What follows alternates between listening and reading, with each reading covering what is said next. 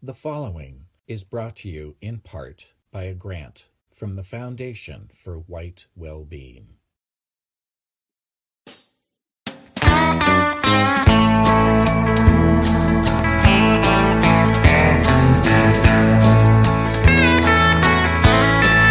mistreated me. I tried to be fair, but you don't believe in doing your share. But I've learned my lesson, and now I can see the white guilt in my heart is dying away, is dying away. Your movies don't thrill me like they used to do. Your words only chill me, I'm glad that we're through. My heart was yearning, but now I can see the white guilt in my heart is dying away, is dying away.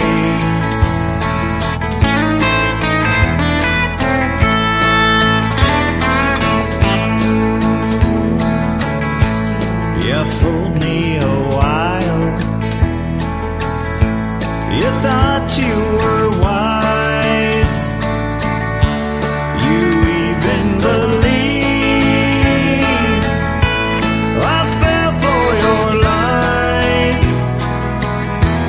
But the tricks turned on you. Now gladly I say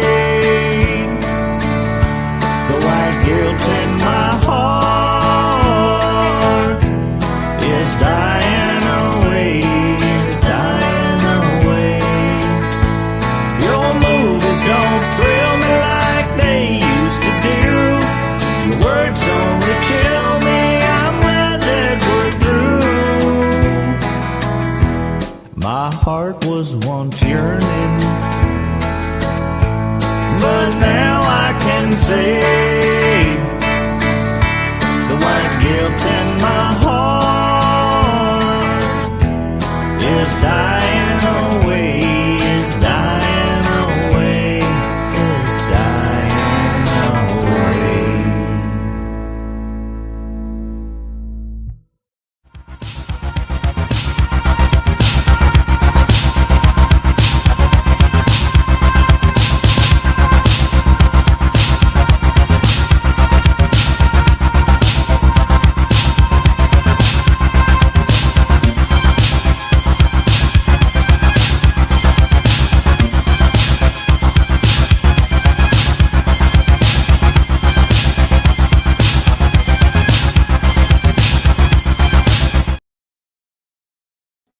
And we are rolling in, going free. Quite a little civil war brewing. Let me know that you can hear me okay. They're in Minneapolis. Tim Walz on the rocks, on the ropes, with all of the fraud taking place that he has apparently been a part of. But of course, we'll wait for the courts to decide.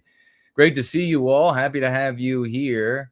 And a big thanks to Janitor of White Noir for being the first to repost the stream, at least listed here as the repost.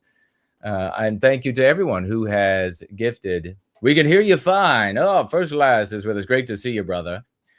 Thank you so much for the input as well. Yes, quite a little civil war brewing up there in Minneapolis after the shooting of a woman who attempted to use her vehicle as a weapon against an ICE agent.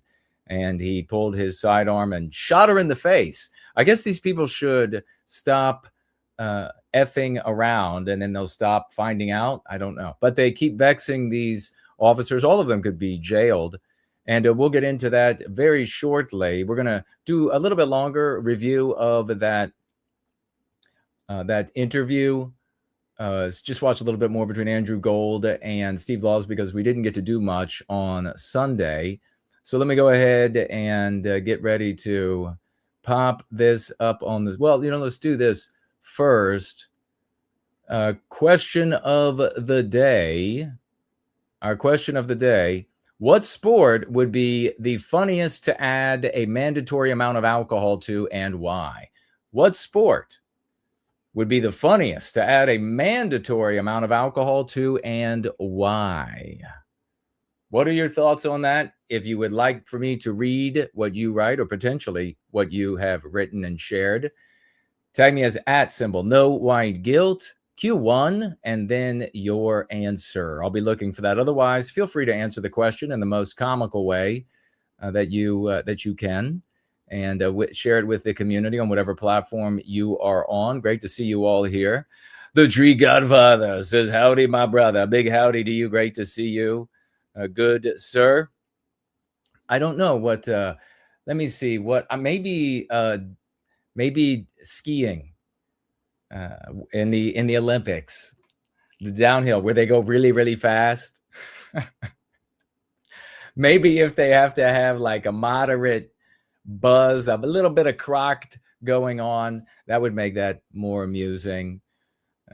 Maybe also some of the shooting, or the shot putting, or discus throwing. That would be amusing. You can see they spin around a couple of times, and not only do they heave the discus in the wrong direction, but then they puke all over themselves. That might be. That was Salonza's here, and his answer is limbo. That would be the sport that he would add a mandatory amount, percentage in your blood of alcohol. That would be good. Yes, I could see people really bailing all over the place. I think no one would get near the record. That's for sure. Is there any place where you could add alcohol and they might do better? Maybe in some of those, what's it called again? Bobsled. Maybe they would do better there. Little alcohol. I don't think like synchronized swimming. That would be synchronized swimming with a mandatory alcohol level. Fencing, says Double V. Is that what you say? Did you say? Yes, fencing. They wouldn't know which one to poke. Oh, that would be good. They suddenly turn their, what is it called again? It's not called, not a sword, but they would turn their rapier. They would turn it on the coach or somebody in the stands. Bullfighting, says CKO. That wouldn't do. I don't think the bullfighters would do very well.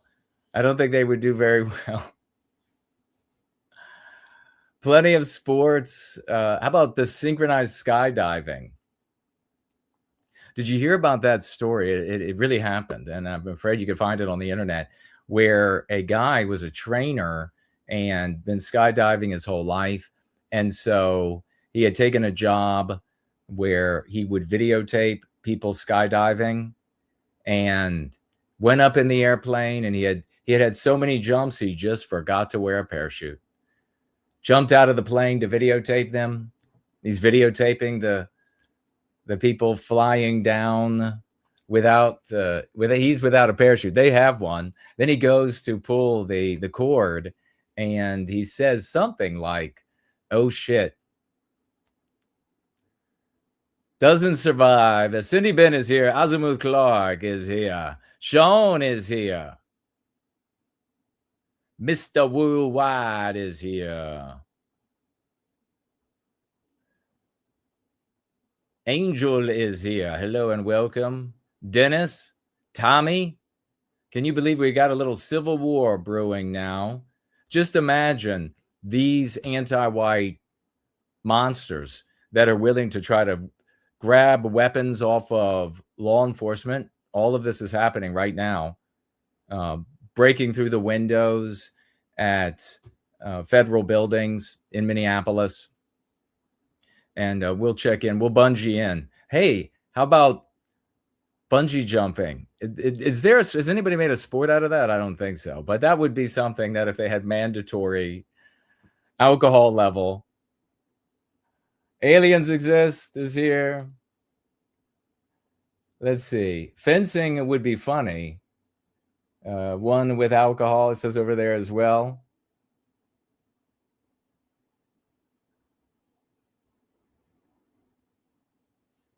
Well, we got Aliens is pointing out that we got a groper, a boy groper.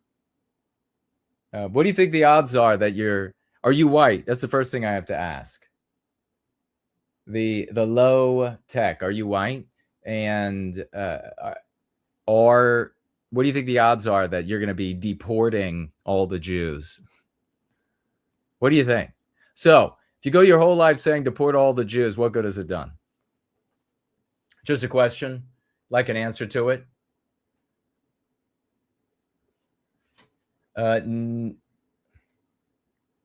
Nowhere Man is here. Hello and welcome. The Olympics floor routine. Oh my God, that would be hilarious. All those little gymnast girls, where the girl has the wand with the long ribbon. Oh man. Or the parallel bars. Wow. We're talking about really maiming some people up good, aren't we? Heavy buzz. Now get out there on the floor, do your routine. The sport, Mr. Worldwide, the sport with rock and sweeping on ice. Curling, yes, that's it. Oh my God, that would be hilarious. They would fall down and slide across the ice. They wouldn't be able to stop laughing. Saying out loud for all of us to hear, this isn't really a sport. We don't know why you all fall for it. Actually, it takes a lot of training and a really acute awareness, very specific awareness of the ice and its state and all of this sort of thing. Last Independent Thinker says, YouTube, been working fine all morning, and as soon as NWG starts, it's lag city. I am the most shadow banned man in the world, ladies and gentlemen. Make sure whenever you talk about me and this community that the No White Guilt guy is the most shadow banned man in the world.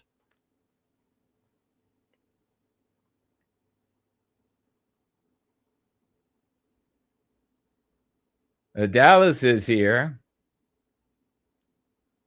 And who else? I did mention Aliens Exist is here. He says NASCAR would be interesting. Immediately put them right behind the wheel. In the cars that could drive that fast. Yes. What might go wrong? What could go wrong? No idea. Tree Godfather says baseball.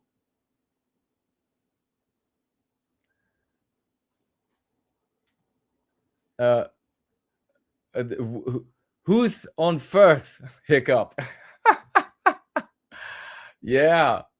Wow, that would be really dangerous. Could you imagine the ball? Well, it depends on what level it is, but I mean, could you imagine the ball coming in at about 85, 90 miles an hour and getting away from the pitcher regularly, which is pretty much what I did. I could tell you all before we move on, remember, you can ask, Rapunzel is here. You can ask or answer rather this question at any time while we're together. Just put Q1 in your answer. And especially if it's funny, I will be happy to read it. Dallas says archery would be fun. Did you just see them? And then they're like laughing and winking and then not even looking. And they're like,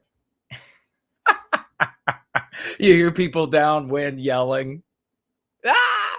Some guy is like running and he's got the thing sticking out of his shoulder and back. The arrow's stuck deep. Robert says, hello, all the great white well-being advocates. And Robert reposted the stream. Thank you so much, good brother. I deeply appreciate that. Yeah, who's hoping for the feds to go in and drag Jacob Fry out? Jacob Fry just said that the feds needed to get the F out, but he used the word, I believe. We'll look at it, of his city, Mayor Jacob Somalian Fry. And we have Waltz. Wouldn't that be nice to see the feds just drag his ass right out and really put down? But just imagine if the Democrats were in charge of the White House right now. These people would be sicked on you, and the feds would back them up. You wouldn't have a chance. Autumn is here, although it's technically winter. Goofus is here. Good to see you. Is that Nirvana? Nirvana Carl? Nirvana. Cool band. Good to see you and welcome. So you can answer at any time. I'll tell you the quick story. I was playing baseball, and I was in a league where there was money. So technically that's professional, but really no. And I was still in high school. And the girl that I had started dating, I don't know, a couple months earlier, she and her parents were going to come to one of our games. And first time, and she was at a game, and the parents came to the game. And I must say, I was looking extraordinarily magnificent in my baseball uniform, as I normally did. But I had a bit of a temper, and a bit of a temper that could flare at a drop of a hat. Anyhow, I got up to bat, and I hit a really sickly, lame of a hit toward third base. It kind of caught the bat weird. I got turned around. I was batting right-handed, got turned around kind of weird. It was more the ball hitting the bat and coming off than me getting a swing on it. And I was I'm still quite fast, but I was very, very fast. And so I took off full speed for first base. Well, I am like flying, knowing that the third baseman has got to get this ball up and then gun it across the diamond to first base. And if I can run this out to first base, I'm going to look like the epic god that I am. Well, my foot hit first base exactly as I heard the ball hit the first baseman's glove. Now, the only way that this could even happen, even at my sprinting speed, was that the ball kind of sickly made its way out to third base. So it was not hauling ass. It was too quick for the pitcher to run over to get it. And the third baseman, I don't know what he did. If he sat back for it or if he ran up to it, because I took off sprinting. But I could see the first baseman. And instead of leaning forward, stretching his body way out, because he was thinking this is an easy out, obviously. This guy's just going to gun it over from third. He was kind of standing almost straight up, waiting for the ball to come. And which, of course, meant that the ball had to travel a little further to reach his glove. Gave me a tiny bit more time. But I hit, bam! My left foot hit the bag at the exact moment that I heard the ball hit his glove. And in baseball, that means that the runner is safe. A tie goes to the runner. So after hitting the base and going beyond it, I'm like jumping in the air for joy. I'm thinking, how totally epic do I... By the way, not only is the new girlfriend there, her parents are sitting with her. My father is up higher in the stands, is there as well, as the old man was almost always, and watching. And of course, he knew that they were there, but in a different part of the stands. And I'm like jumping for joy, turn around to celebrate with the first base coach. And that's when I realized that the umpire at third base is where he was standing, called me out. So I was displeased. He's going to call me up from the other side of the field. So I threw my helmet in his direction and then started running at him. I guess some part of me had decided that I was going to beat the ever-living shit out of him. And fortunately for me and for him, my team all came running out of the dugout, and they got to me right before, because we were on the visitor side, we were on the third base side. So I'm crossing the field. They come running out, and they get in front of me before I'm able to reach him. Needless to say, I was not only ejected from the game. Well, as they're like holding me back, I think I used every conceivable cuss word. I think I did. And because he robbed me. What an achievement that was. And he robbed me. Not only did he eject me from the game, he ejected me from the stadium. I had to leave. The game could not go forward until I was out of the stadium. So sometimes those first impressions are not good ones. Happens. It happens from time to time. I want to mention this really quickly because I know you all will understand. You all saw this past week. This young, attractive, white little girl in high school, I presume, was accosted by two anti-whites. And they were saying, the typical, you're going to obey in so many words. You're going to obey. You're going to, you feel me? You're going to obey, motherfucker. You're going to obey. You getting it? And then the girl, she's obviously somewhat in some state of shock. The little white girl, some state of shock. She can't even respond to them. And so then this one, as this video is paused at, she's reaching up and grabbing the little white girl by the throat. Now, of course, we see that these kids, white children, mature very slowly. Technically, Asians and white children, the slowest maturation, right? They mature very slowly. Blacks are the fastest at maturing. And you all can contemplate why that is. But they're the fastest at maturing. So physical strength, aggression, all of this comes on much sooner. Sexuality comes on much sooner. Look it up for yourself, because I don't know if the anti-whites have changed the books on this. So make sure you check it out. Maybe I have old information. And so they then begin to beat the ever-living piss out of her. The reason I wanted to bring this up is because this content creator, this tweeter right here, this is the problem. He's probably a good guy, and he's just got to learn. But he says, another white student targeted and attacked by blacks.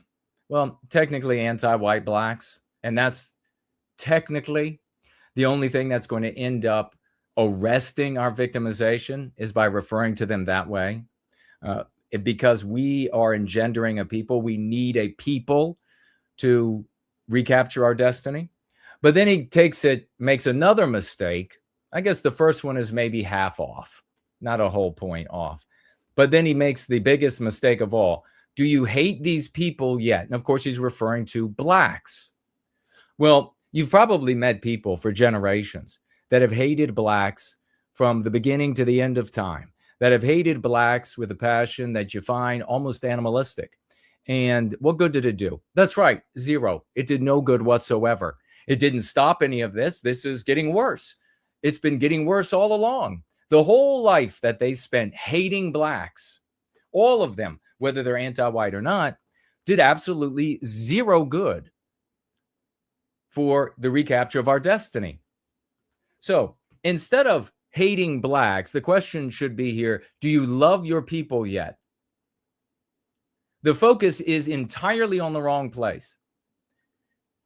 And this is the kind of thing that apparently, and again, maybe this guy just hasn't heard yet and he's learning, but apparently is really an IQ separator. Because if you can't figure out that the focusing and centering other groups of people, in this case, Black people, doesn't work to our benefit, if you haven't figured that out yet, then you are a dum-dum, okay? Maybe you're hearing it for the first time and you're not a dum-dum, so you're going to say, oh my God, that is true. We do center them. We do center them, and that doesn't work. It doesn't change anything at all. It doesn't benefit us at all. We haven't moved an inch in the direction of stopping this from happening. So it doesn't work. What more evidence do you need? What more evidence do you need? Instead, focus on the little white girl here. This is our daughter. This is our sister. This is our niece. This is our granddaughter. Now we're filled with love. Now we're filled with concern for her well-being. And it's love that motivates people to righteous extremes. It's love that will enable white people to go into those environments and say, enough is enough. There'll be no more victimizing of the white children. And here is exactly what you're going to do moving forward to stop this. Love will motivate you at work and at the dinner table with friends and family and conversations. Love will motivate you to say, and you'll be empowered in ways that you don't understand, that you are not going to stand for the victimization of white children anymore at the hands of anti-whites. And then white people, normal white people in our hundreds of millions, hearing you say that, will agree with you. But if you show up and you're in your heart, you're carrying around all of this hatred for Blacks, you're not going to say anything. Because why would you put yourself on the line for Blacks whom you hate? You don't. So that's all the evidence you need. And you know that even if you decided to be that dumb, that the white people hearing you wouldn't listen to a word you had to say. You would immediately be cut off. These white people, selfish, individualistic whites, would say internally, oh, yeah, I agree that they're violent, but that's why I move away. Too bad you're left behind. That's why I put my children in a better school. Too bad your children are getting jumped and beaten to death. That's not my problem. We need to make it their problem by making the focus our people and the focus the arresting of our victimization. I can't explain this any clearer. If you're a white person and you're having a hard time understanding, I strongly suggest you get a DNA test to see if you are actually white. Because if you can't get this, you're too dumb to be considered a white person. You're out of the white club. Let's actually jump into our quick news and laughs. Then we'll get into the civil war that's a brewing. And it's a big one that's brewing. And we're going to start the quick news and laughs today with a new segment. And this segment is titled, What Sentence Follows the First? Ladies and gentlemen, what sentence follows the first? The great Franklinator has shown up.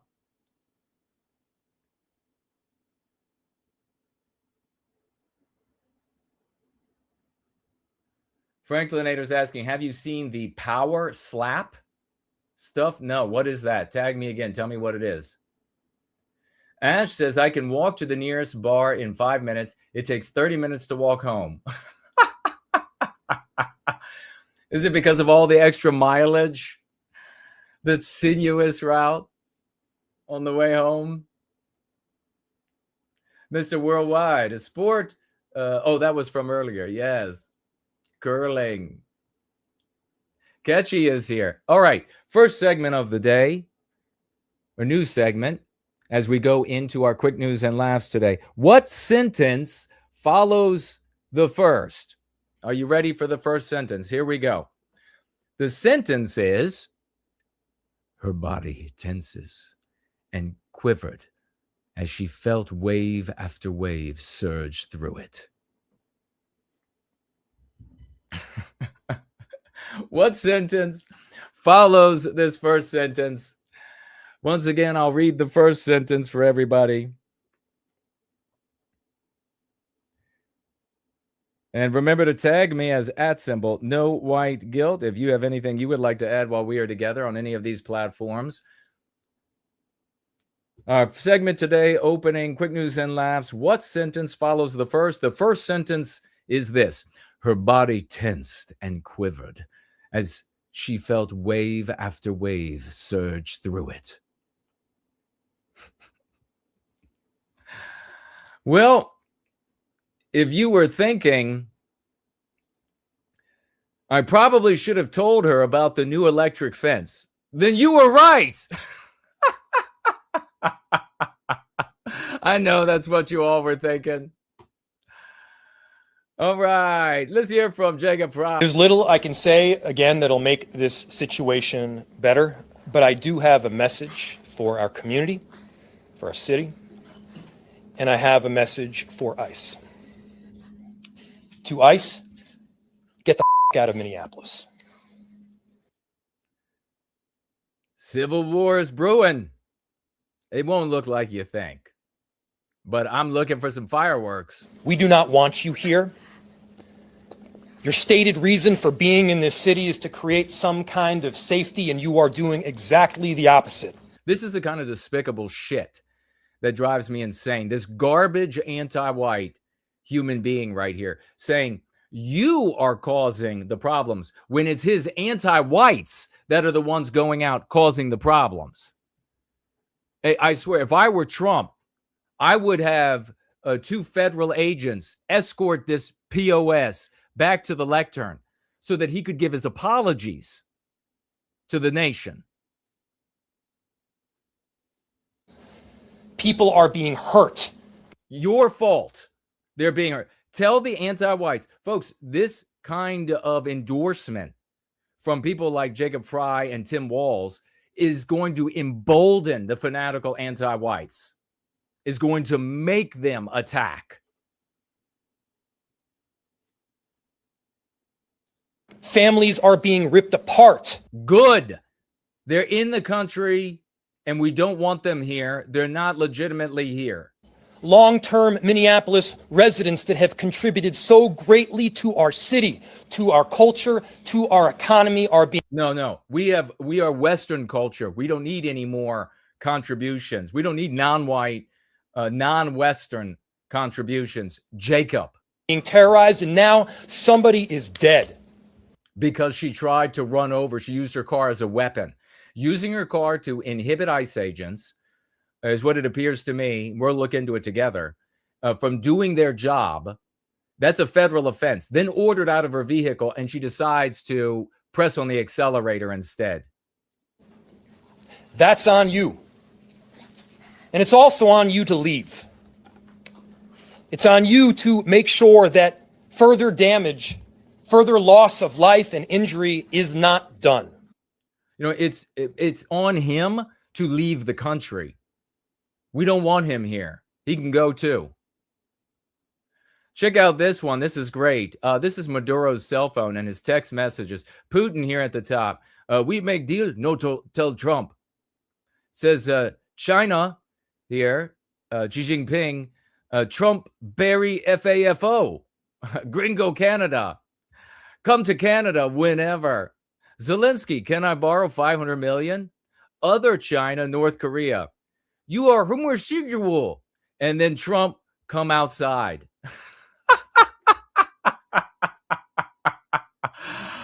Based? Real? Based? Breaking: J.D. Vance, home attacker William DeFore, confirmed to be transgender, goes by the name Julia. Both parents are registered as Democrats, donating over $11,000 to Kamala freaking Harris in 2024. They also donated to Joe Biden. You know, by the looks of this kid, I think he was just trying to get back in to have Christmas with his father. This is clearly a love child of J.D. Vance. Blowjob Vance. Pretend to throw that ball one more time, bitch.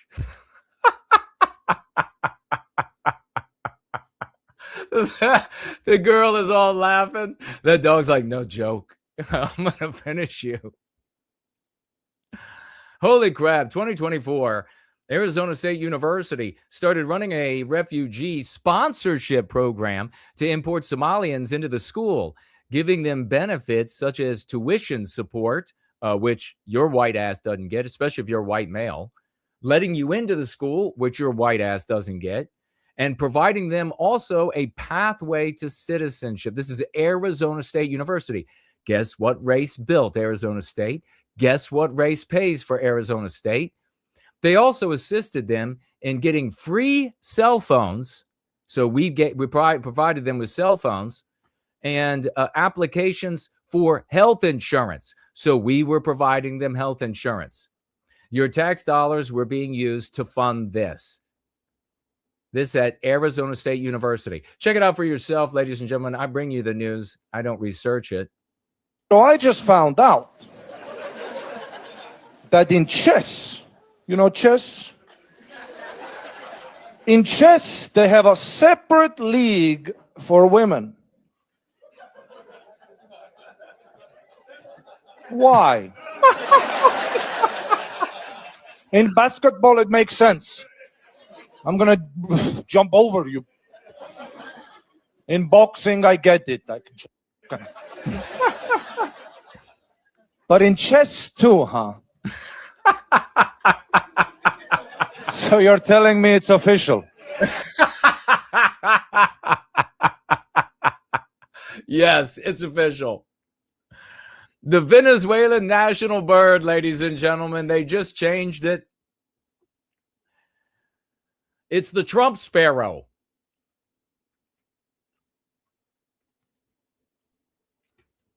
Trump posting this: California under Gavin Newsom is more corrupt than Minnesota, if that's possible.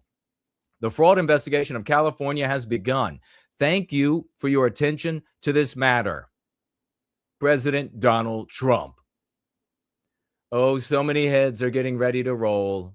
We hope. Take a look at this. A product that you might find on the shelves. Embrace your power with the I Am the Storm hoodie. Bold design. Celebrates Black pride and strength. Yep. Big companies will be providing those soon for white people, I'm sure. Welcome to anti-white. And doesn't she look all American to you? Doesn't that look like the kind of person that could build Western civilization? I firmly believe there are two types of men in this world. Those who fear having to fight a home intruder naked, and those who intend to. I've been waiting to do that all my life. Bring it on. Well, we're just into 2026, and we already have a female right here at the end of 25. But it's news now. This little cupcake here, empowered with the female empowerment of anti-whiteism, a kindergarten teacher decided to rape a teenage boy. Put her under. Here's Walz drops out of governor race because of the investigations. I'm proud of the way we treat our neighbors. I'm proud of the way that we welcome people to this state. I'm proud of the way that we innovate. And I'm proud of the way that we are optimists for the future. No one's taking this away from us. Not the fraudsters. Certainly not this president. Not on my watch. Tomorrow, I'll be back with you. I'll give you an update on America's best paid family medical leave program that is now a week into it. And at that time, I'll take all your questions. Thank you all. There we go. Appreciate it. Thank you. Because of all of the corruption he knows he's had, there's no way that was taking place without him being kickbacked. Our great soldiers really put a MAGA hat on Maduro when they arrested the dictator in Venezuela, and they took a photograph. That's the funniest shit. Here's your hat, Maduro. Pose for the picture.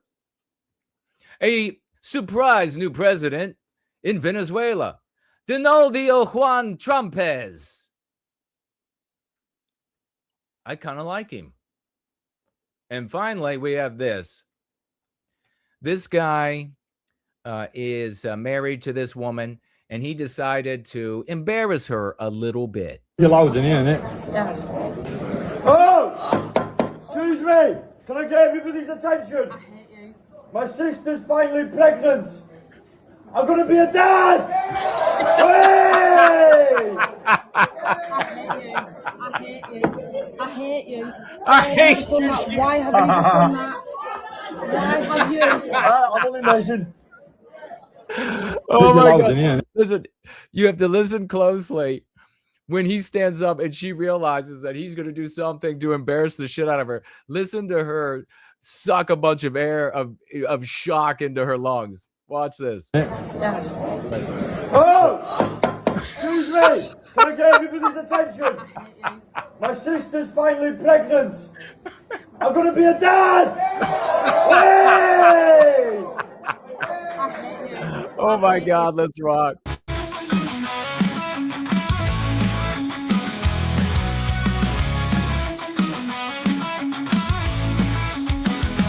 We've been lost, wandering blind, buried under lies they designed.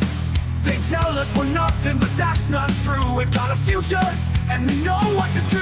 It's a long day, poison our hearts, tearing our people and history apart. But now we see through the smoke and the lies. The path to freedom is right before our eyes. It's time to rise, take back our pride. No more guilt, no more need to hide. No white guilt is the only way to turn the tide, to seize the day. We'll lift our heads, we'll stand up tall. For Western kind, we'll rise for all.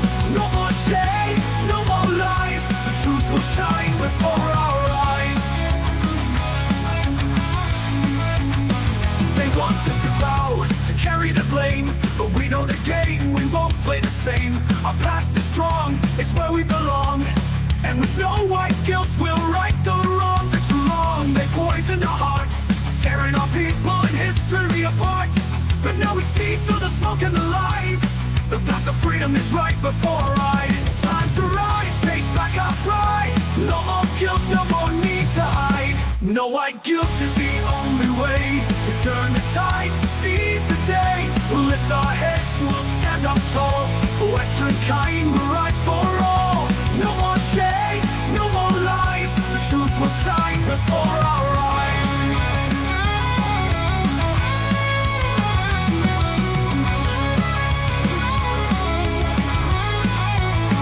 The weight they've laid on us we won't bear. For Western kind will declare. No more shame, no more fear. No white guilt, it's the path that's clear.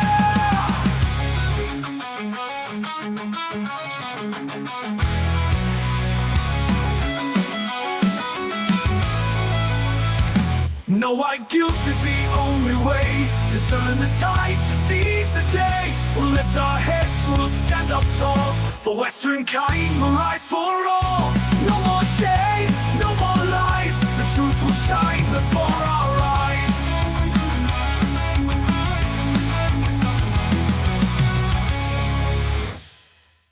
What an epic tune. And it's not even done. Give it up for Anglo-Saxon NWG, ladies and gentlemen, the maker of that powerful piece of music.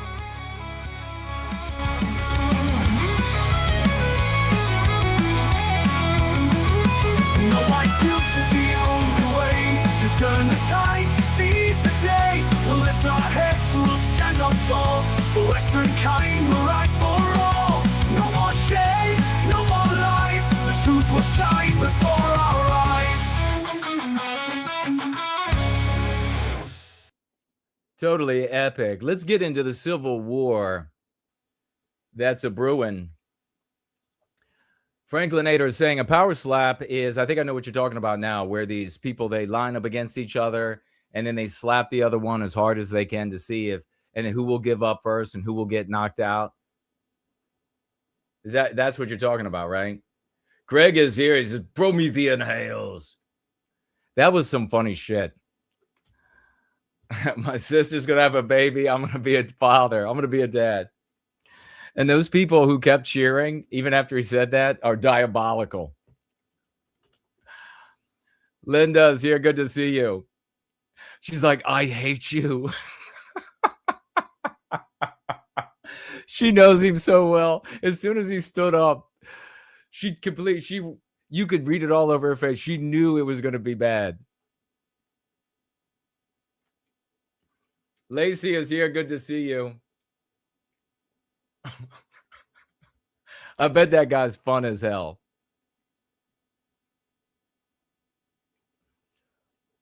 All right. Tag me as @ no white guilt while we are here today together. You could do it on the Dude Bro Moment Entropy platform, up and running. You can do it on YouTube here, Premium Rumble, D Live, Odyssey, and of course here live on X. I'll be keeping my eye on all of those. If you would like to financially gift while we are together to yours truly, you can do so on Entropy, the Dude Bro Moment platform, on Premium Rumble, D Live, the app that permits cash, and Subscribe Star. The links for these are all in the description on YouTube. You can also donate to the Foundation for whitewellbeing.org, the premier institution in service to white well-being, arresting our victimization. 501c3. We hope that you will get involved. And good to see you here. Ay is here. The sport performance review, drunk coach, or any player bench. Jason, have you seen Sam Cross? No, I don't know. I have not seen this. Using a pin. What is that? I've not seen that. Arden party. So, Franklin, are you saying you'd like to see those people drunk? Well, if they're drunk, then it's probably not going to be many slaps. Or I don't know, maybe it would be more. Maybe they wouldn't be able to feel. You probably have to knock them out then, right? Because they wouldn't be able to feel it just yet. Gladiator says, Jason, behave. That was one heck of a first sentence.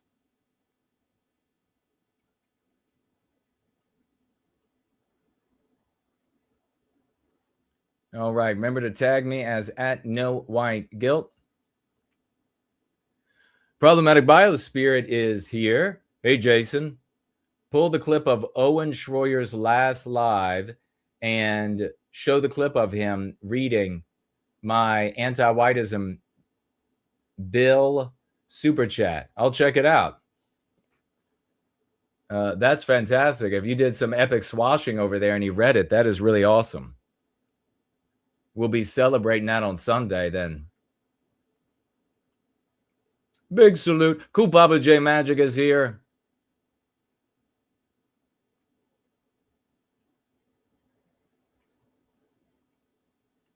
All right. ICE agent fatally shoots woman who allegedly weaponized her vehicle. Allegedly. Well, the video is everywhere. We're not going to show the video, but we'll show the stills where you can see she's driving into him.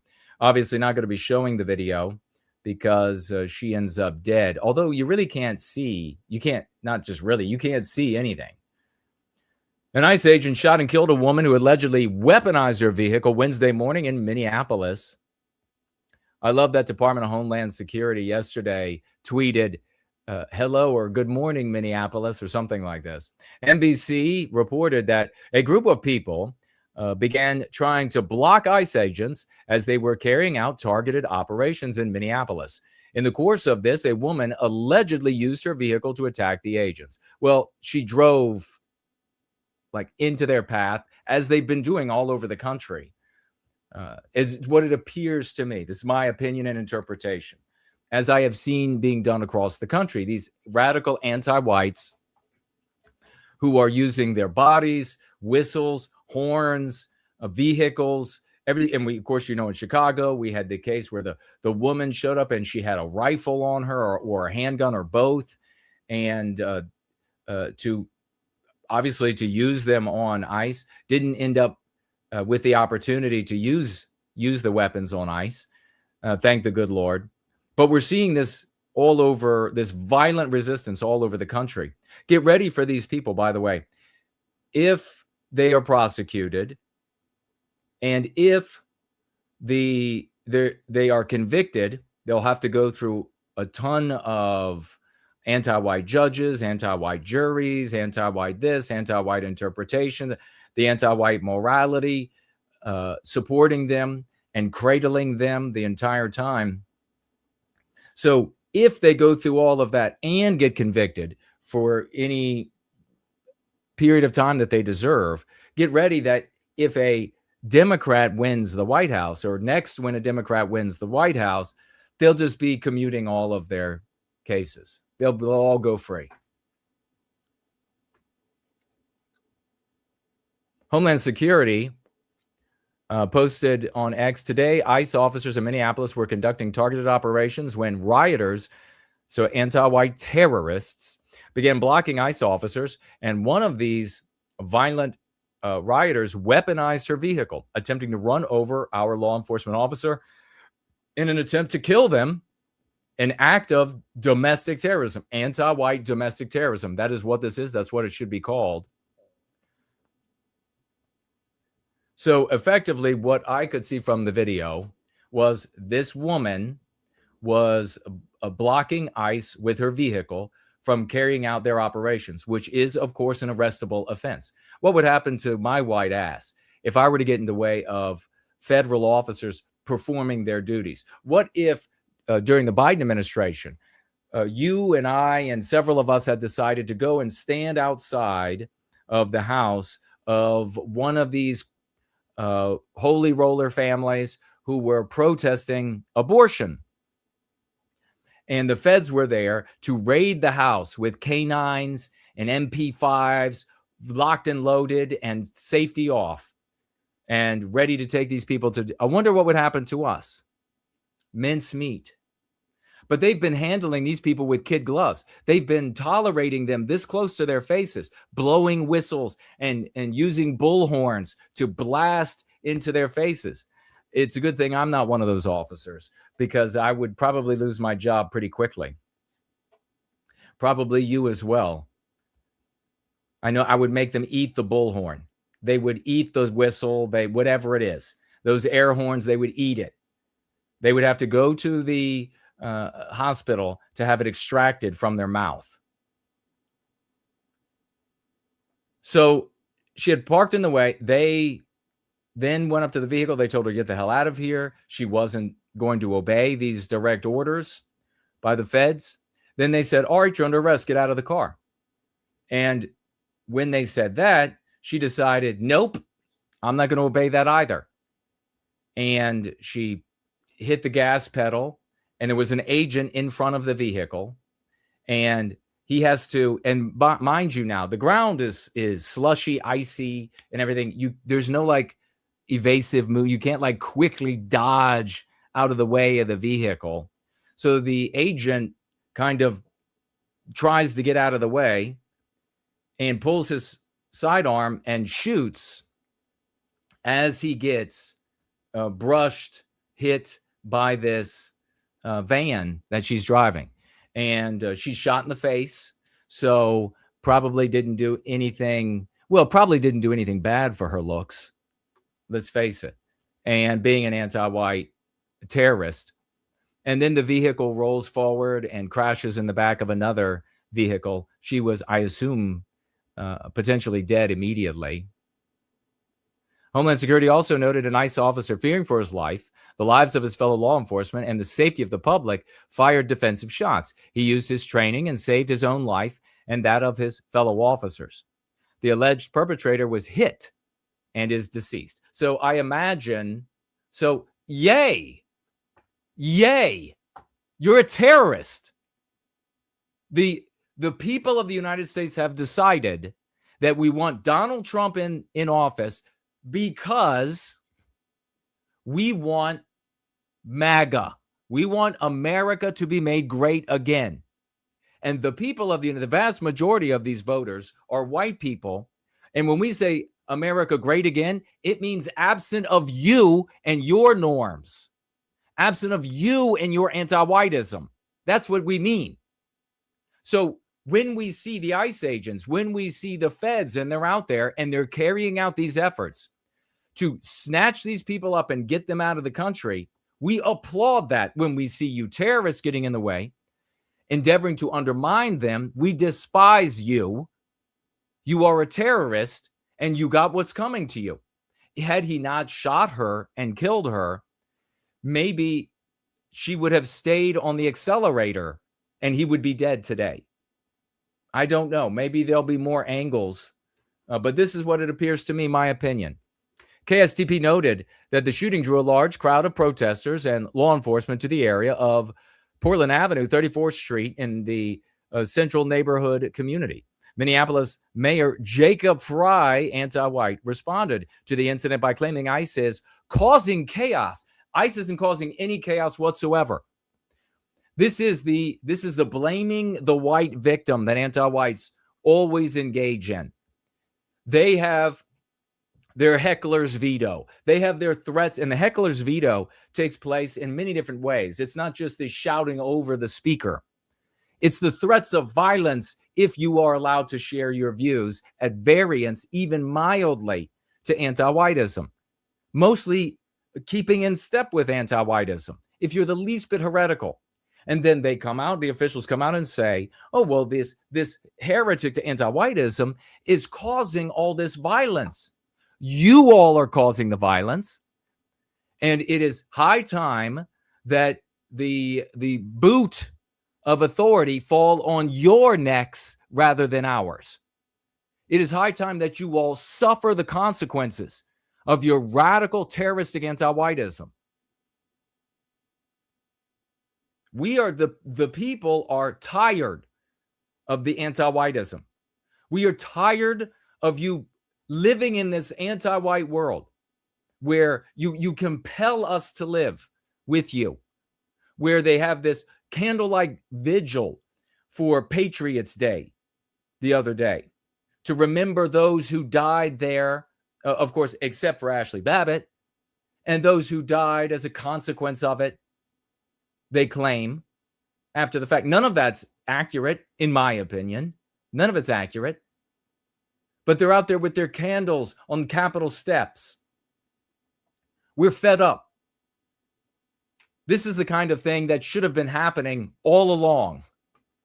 Ashley Babbitt crawling through a window, both her hands visible, no weapons, a tiny woman. And this anti-white black with a record of misdeeds in the Capitol Police Force or Secret Service, I think he was in, still being able to hold this prestigious six-figure job, shoots her dead.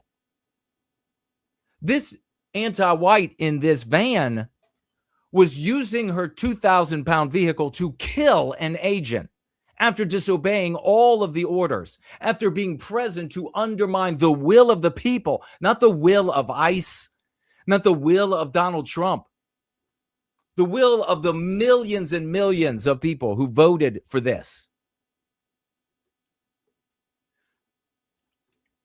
So he said, ICE is causing the chaos and demanding that ICE personnel leave the city immediately. It gets much worse than the mayor. Oh, you're going to see. Tim Walz is saying he's going to activate the National Guard to fight ICE. And we'll get to that in just a minute. How that's interpreted, what he really means by that, I guess we'll find out. Jacob Fry, anti-white terrorist himself, after the fatal shooting says, get the F out. I played it for you. Look at this guy. I'm reading Biospiritual Incompatibility.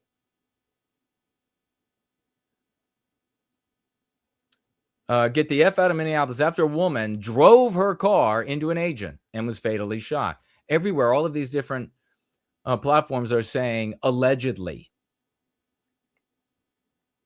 Homeland Security addressed the incident on X. Same verbiage there. Attempting to run over law enforcement officers in an attempt to kill him, an act of domestic terrorism. Homeland Security also noted an ICE officer fearing for his life and the lives of his fellow law enforcement and the safety of the public fired defensive shots. Mayor Fry had a press conference after the incident in which he said, "I do have a message for our community, our city, and I do have a message for ICE to ICE, get the F out of Minneapolis. We don't want you here." Prior to the press conference, Fry used an X post to claim ICE is causing chaos, demanding that ICE personnel leave the city. I believe Fry, but Walls for sure, saying that the law enforcement should not participate with, and the National Guard should not participate with ICE and the federal agents, and that indeed they should be, and waiting to see subsequent reportage for clarification, that they should prevent them from doing their jobs. Let's jump back here. Breaking: rioters have just smashed the doors of the federal courthouse in downtown Minneapolis while chanting "ICE out now." Where is the National Guard, Tim Walls?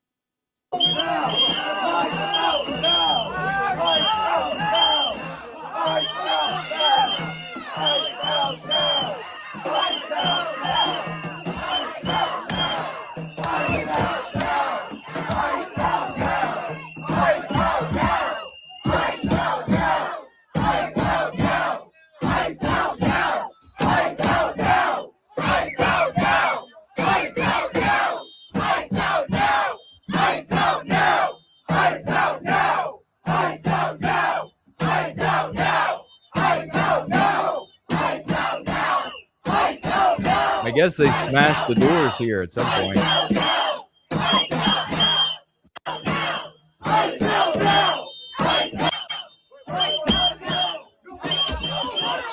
Oh, yeah, it just broke. I heard the glass.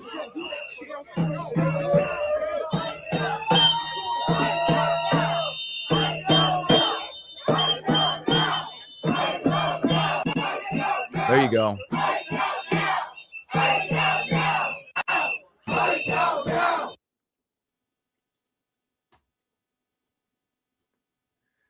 A thank you to Rapunzel for getting these clips to me right before we got started. Holy crap. Governor Tim Walz just said Minnesota is at war with the government. That's it. That is sedition. If that's... Well, I said this yesterday. We've never been at war with our federal government. I think in this case that the National Guard is their main mission. They have a dual mission. Well, I said this yesterday. We've never been at war with our federal government. So the implication is that they're at war, or does he go on to say more? He needs to be called on the carpet now. You cannot have governors and mayors seditiously demanding that the citizens and speculating or ruminating about using law enforcement or the National Guard to prohibit or inhibit the federal government from carrying out its duties, the will of the people in this case. They need to be called on the carpet. They need to be dragged before lecterns and to apologize and to tell the citizens, do not interfere with the feds. That needs to happen now. We're fed up with this shit. We are sick and tired of these anti-white terroristic seditionists. You watch on the cucks on Fox News and the rest. They'll be calling them sanctuary leaders. Sanctuary, off with all that. I see. If I were in charge, if you were in charge, terrorism charges. Find a tall tree and go get some short rope. After conviction, of course. Just in, anti-ICE protesters reaches for federal agents' weapon in Minneapolis. It's coming unraveled.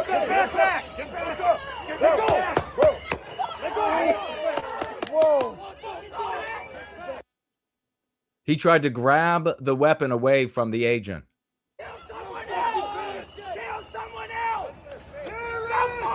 They're shouting, kill someone else. I would be so happy to oblige.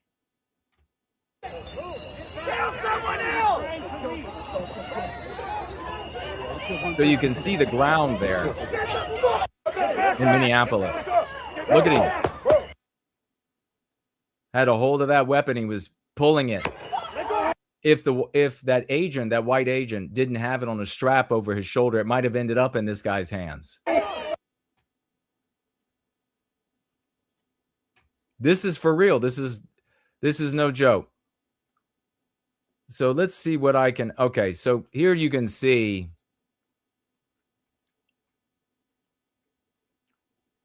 This is right at the moment. Very difficult to see. This is the agent. This is the vehicle right here.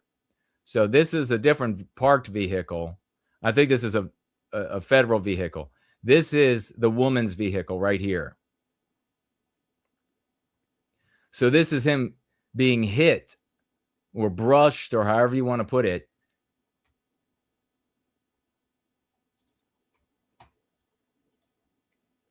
Wife of the woman who was shot dead by ICE screams, "That's my wife. I have a 6-year-old," seconds after her death. So these two women have a 6-year-old, with so few of these people percentage-wise, it's kind of shocking that every time we turn around, it's one of them.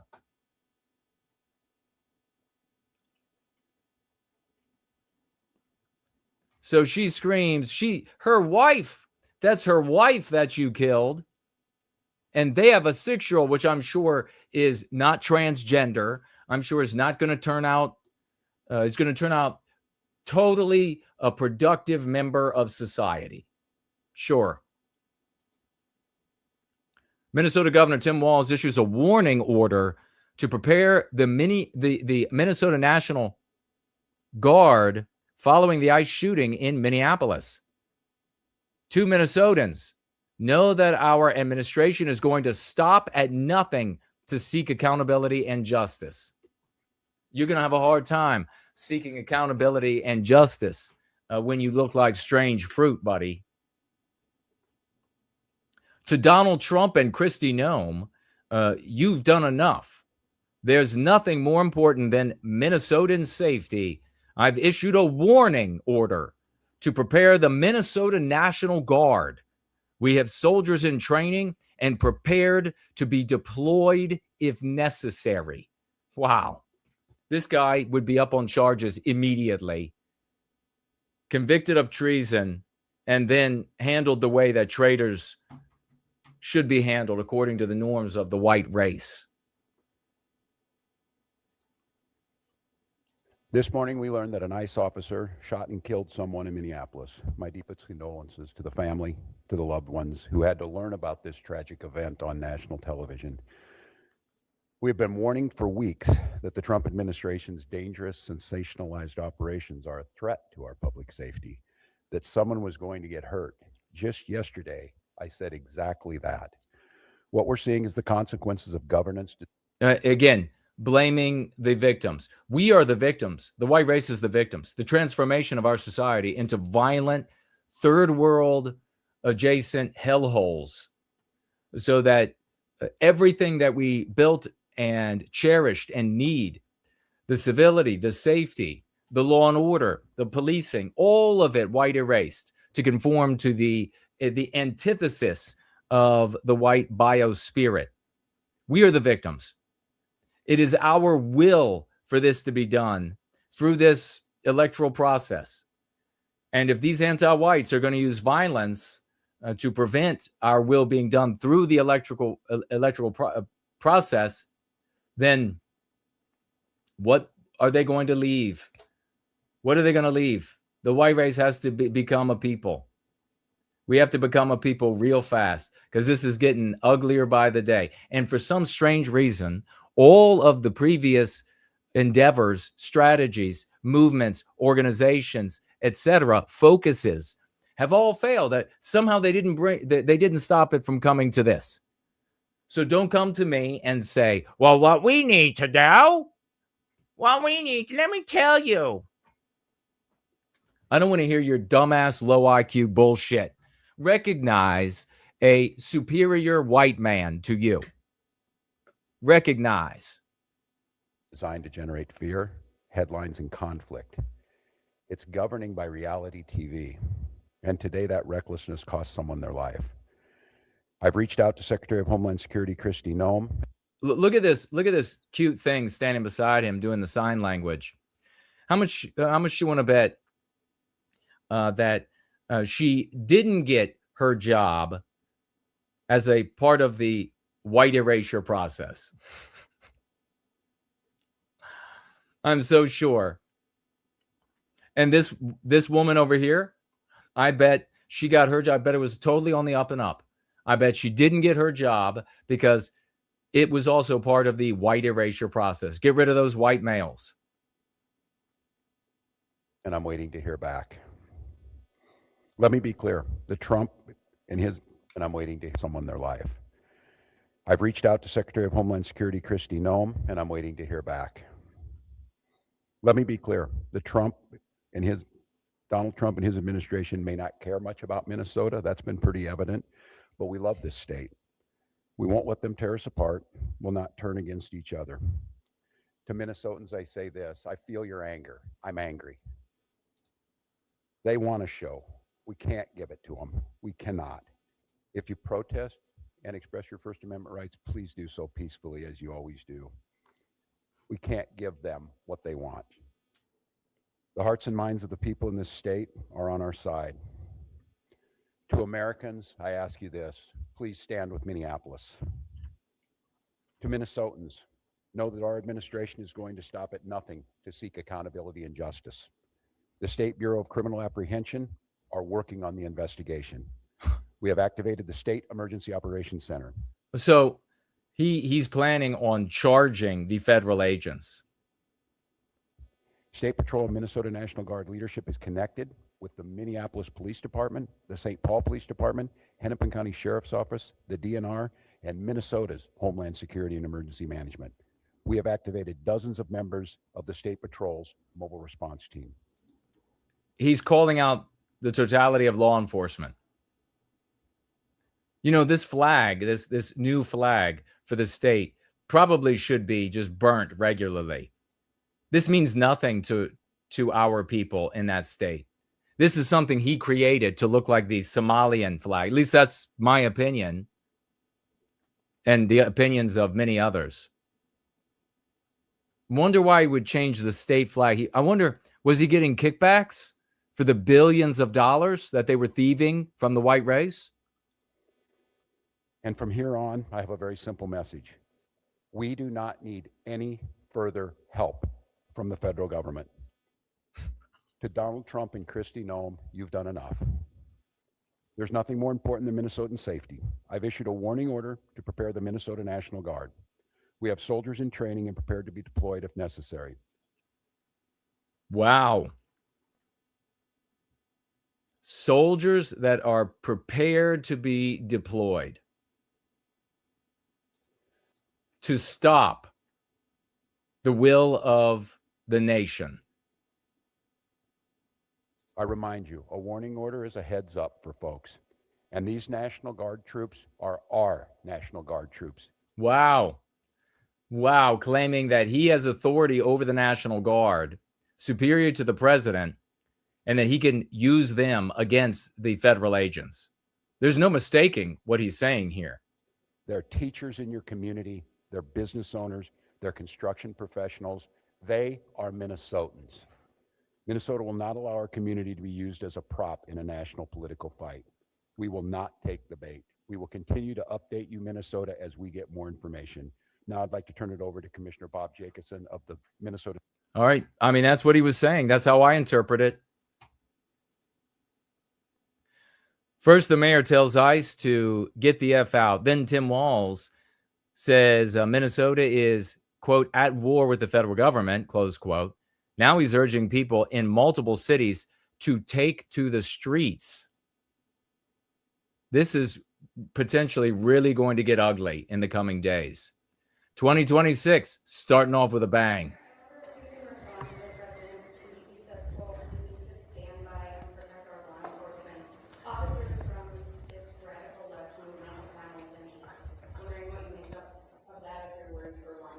Great point that Godfather's making here, that Walls resigned from the National Guard when he realized he was going to be deployed.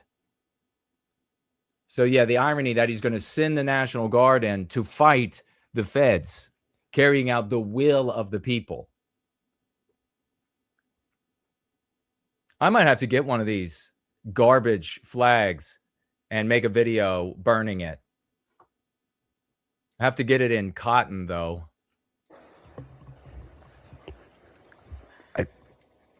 Look, and I understand the uniqueness of this moment in this week, following this week, seeing what's happening in the...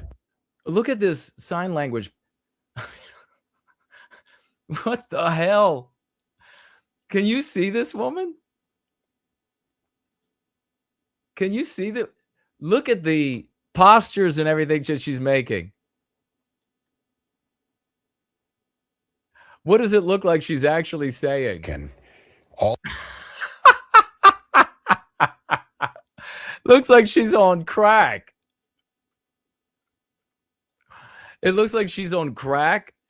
She's smoked too much crack, and like an infant, she's trying to tell you without words that she has severe gas. Hours ago, and we're already pitting American against American. Oh, it hurts like that. All It of hurts you like saw this. video in your eyes. We have a chaotic situation caused by the largest deployment in American history of federal agents into a community with no communication to locals.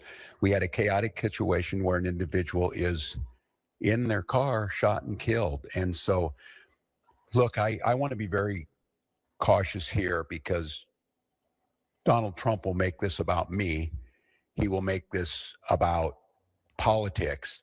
This is about public safety, and this is about normalcy. To Americans who are watching this, if you're in Portland or you're in LA or you're in Chicago or you're wherever they're coming next, stand with us. Stand with us against this. You know, in the past, you'd be able to find her at the circus. This was so... Was that her gangster pose? Let's do that again. Let's see the gangster. Look, there she is in gangster mode. That in sign language is motherfucker.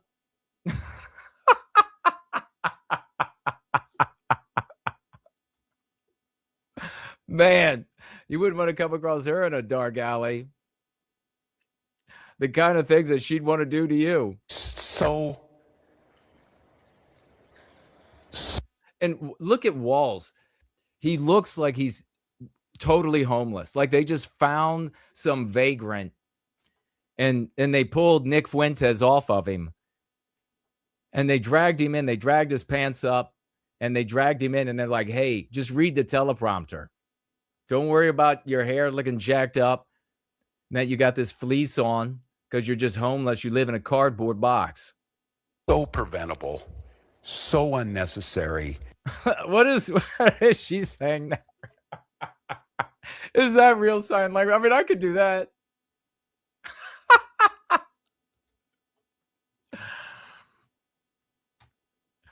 And I don't know. Oh boy, hold on. What was that? Look at that face. Look at this face. I think she's ad-libbing bullshit in there. I don't think that's real sign. I've seen people use sign language. I've never seen them do that face. Is this a new version? I know there are different versions of sign language. Maybe this is ghetto sign language. That would be just a bunch of like middle fingers. And look at Tim Walz looking right at you right there. Wow. I don't know. I hope. Maybe we're at the McCarthy moment. Do you have no decency? Do you have no decency? We have someone dead. in their car. Oh boy, they were both had their hands out. Look. Do you really need sign language for that bit? In their car for no reason whatsoever. And I don't want to be right about this, but I said if they do this, they're going to create a chaotic situation where So is that Sulking saying that she's sign languaging that she has HIV? someone innocent's going to get killed. And they did it. And now we hear more political rhetoric. Enough. Enough is enough. And so to Minnesotans, don't take the bait. Do not take the bait. Do not allow them to deploy federal troops into here. Do not allow them to invoke the Insurrection Act. Do not allow them to declare martial law. Do not allow them to lie about the security and the decency of this state. And let's let this investigation play itself out. Let's make sure we protect our neighbors. I encourage you to use your First Amendment rights and all of your constitutional rights, but do so in a peaceful manner. We'll gather back with you as soon as we gather more information that needs to be put out. But again, stay safe, Minnesotans, and we'll be back with you. Yeah, so he's telling them to get out into the streets. Saying it's really convenient because he can say, oh, exercise your First Amendments and do it peacefully. He knows they're not going to do it peacefully. If he were being honest, he would say, do not go out there. Do not go out there and confront these people because he knows they're not going to be peaceful. They haven't been peaceful. That's how and why all of this has been happening. I think they should invoke the Insurrection Act and they should go and drag this clown out of his house and then return this sign language thing to Mars.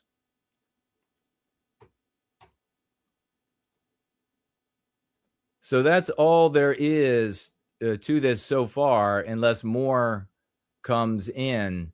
This is the foot we're not going to play, but let's see. Okay, there you go. Right there. This is the agent being hit by the car. That's the front left fender of the car. That's the agent right here trying to get out of the way. You can see one leg going back, one leg going forward.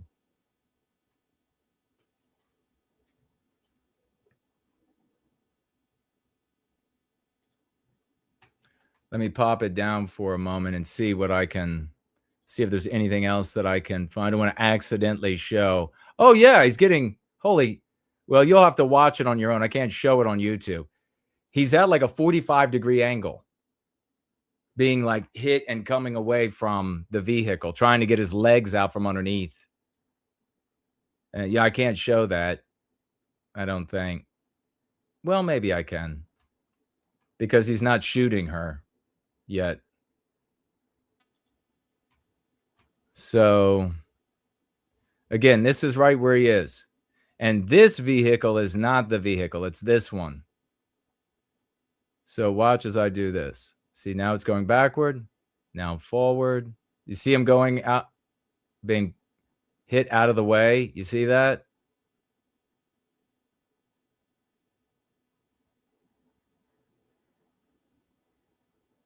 Yeah.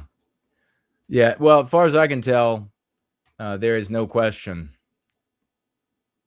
about her running her vehicle into him. And the people who care about this person, aside from her wife, because her wife was apparently part of their terroristic activity. So aside from her, the other people who care about this woman, my heart genuinely goes out to them. Who knows what kind of, they might be decent people. And they can't control how this anti-white psycho is going to behave. So it's too bad that they couldn't reach her and get her to disavow the anti-whiteism and the anti-white terrorism, and that it came to this. It was her doing. And if you get into a tiger's cage, the burden is on you. Take a look at the other, at least another 15 minutes. I'm going to see what you all are saying. Princess Noodles and the Ivan and the Clean One. Oh, the reposting. Thank you so much. Western Kind 007 said, he forgot today is live. Finally been sleeping late. Is that late at day off? Ah, okay. Day off from work. Yeah. Make the best of it, brother. This is Andrew Gold's interview. We did the first 15 minutes of this with Steve Laws, the ethno-nationalist, and we can pick it up where we left it and watch a little bit more of it before we wrap up today. But I will take a look for financial gifts and any tags as we listen to this. They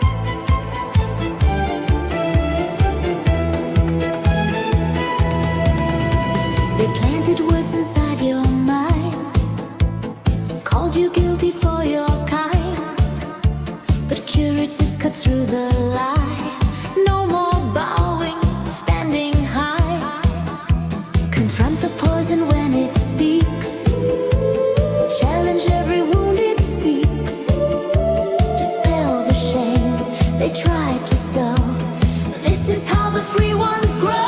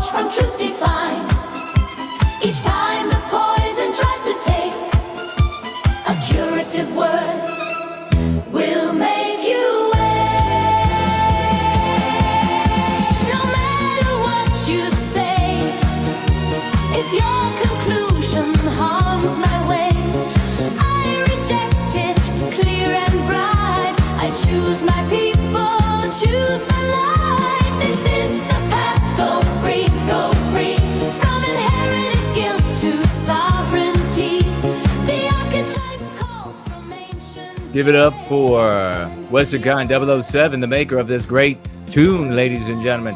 Big salute. Let's go ahead and give it up for Dude Bro Moment, $50 financial gift. He's not there yet, but you know he will be over on the Dude Bro Moment platform, aka Entropy, ladies and gentlemen. Dude Bro Moment. And as always, he writes with his financial gifts for White Wellbeing. Big love. 007s, crowns and gems for Dude Bro Moment. Keep those crowns and gems rolling, ladies and gentlemen, for Defeat Deceit, who financially gifted today $100 to White Wellbeing. God bless Defeat Deceit. 007s, crowns and gems. Light up the live chats, ladies and gentlemen, with the love for both of these gentlemen. Happy belated New Year, Jason. And to everyone in the White Wellbeing community, let's keep rocking and continue spreading the lexicon. God bless you, champion. Big salutes. $100 over here from Defeat Deceit. Thank you so very much.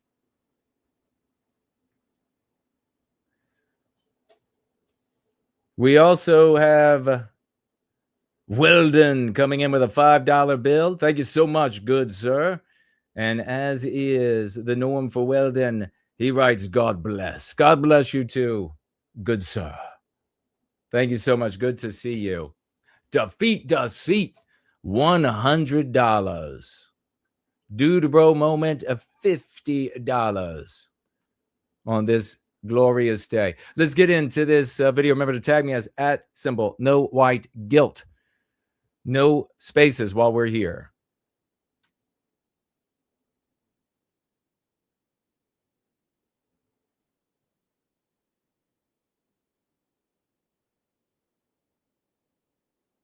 Let's put this back up on the screen. Graphically, and it's a really scary thing. So we look for who can we blame? Who can we blame this on? Look, I'm Jewish, all my family's Jewish, everyone I know is Jewish. I can tell you none of them are pro-immigration, particularly Islamic immigration, which is the majority of what we're talking about. But you're seeing a pattern in certain NGOs. I see it on Twitter all the time. Jeff Bezos and Bill Gates and Keir Starmer, all these people are Jewish, and Tony Blair and David Cameron. And then none of them are Jewish. No, this is the kind of stuff, what he's seeing. This is why this anti-Jew stuff is such useless garbage. It was useless before the internet could carry all of these voices. And now it's worse than useless because so many of these people who are anti-Jew are not even white. Now, this guy, the low tech, says he's white. And I'll take you on your word for it. And I will suggest that you stick around and you learn about the Go Free dialogic. You find out how successful we are. We're sharing its testimonials all the time of the great successes here. And by applying this practice, it's a collection of concepts and arguments that you use in your conversation, internal thought, with those in circles around you. And concentrically out into the world, we effectuate change for the rest of our victimization. So welcome, and I hope you'll stay and learn and become an advocate, a very effective advocate for white well-being. So this is the kind of thing you see. This, what Andrew Gold is saying here, this is what our normal white brothers and sisters see. This kind of nonsense. This person is Jewish, and that person is, anybody who's against us is Jewish. And then when you can prove beyond a shadow of a doubt that the person isn't Jewish, then they've got their backup. Well, the Jews control them. It's such horseshit. And bottom line, even in that case, who's taking the money? Who's taking the orders? Your so-called white brothers and sisters. So have some agency, be an adult. Let's recapture our destiny by becoming a people. But their advisors were. Yes, the Home Secretary. But their advisor. So who took the advice? White people. Why didn't the white people who took the advice of Jews, according to Steve Laws, why didn't they say, hey, you know what? Fuck off. That's going to be harmful for my people. Because they don't have a people. That's why. Because those white people are selfish individualists. That's the problem with the white race. You complain about Jews and Jews working together all you want. Worse to complain about them working together. You can complain about that all you want. Never going to create a people out of our deracinated race complaining about another group, especially complaining about a percentage of them working together. So here you have the absolutely brain dead. I mean, what the fuck? This guy was previously having this conversation in like a chicken coop where they were cleaning up after they had slaughtered all the chickens. And he's like, I got an idea. Let's say that the Jews are behind them. Shut up. Take some agency. They'll prance around. Oh, my people are superior. But then we all betray each other. We'll take money from this group or money from that group or advice from this group or advice from that group. So superior. Like, for instance, the Blair era, who flooded into the country. On their cabinet, like 5 of them were Jews. Well, that's because Jews are overachievers. No, they're overrepresented. Okay, and here's the bullshit Jewish argument they're getting from Gold. What a surprise, right? Oh, it's just because we're overachievers. No, it's because you have a people.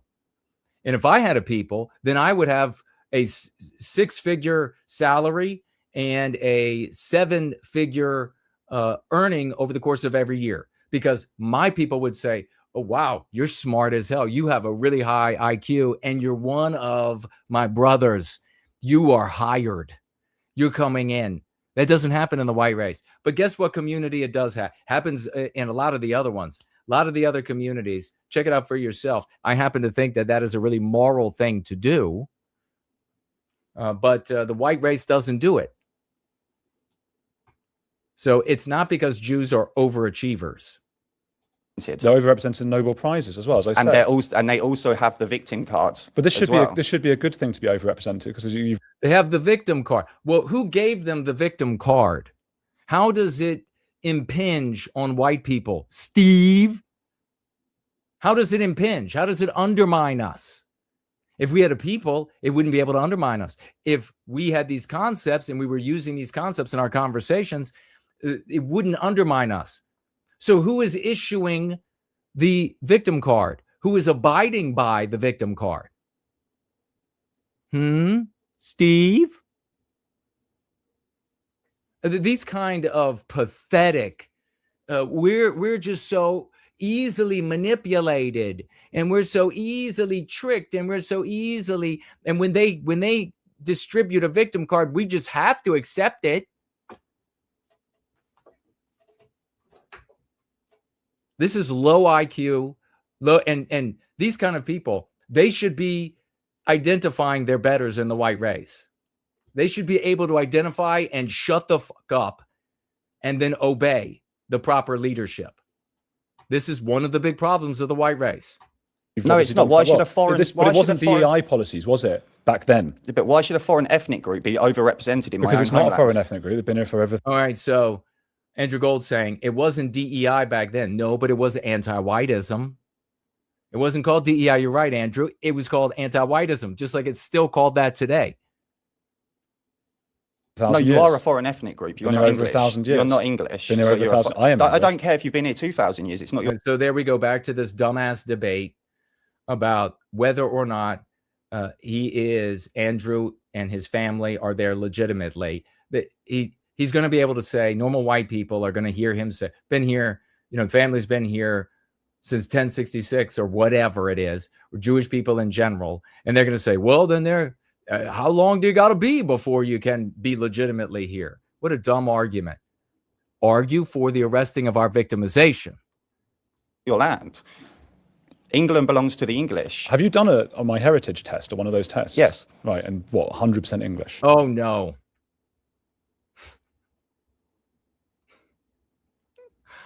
No. This doesn't look good. I don't know what he's going to end up saying, but this is the exact kind of argument that I would expect from Andrew when he's talking about 100% English. This is just ours.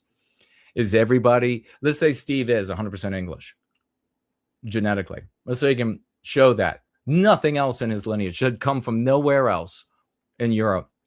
What about everybody else in the movement? Do you see how Andrew's argument is superior? So you're going to have people in this movement that are 60% English and maybe 40% Irish, maybe Welsh, maybe Scottish, maybe German, and maybe they got some. So how are they then the English? 98%. What's the other 2%? Irish. Oh. So he's not even 100% English. Well, there you go. There you go. Well, there you go. Oh, English. Well, partly Irish. What, with 2%? Is Harry Kane English? Oh, God.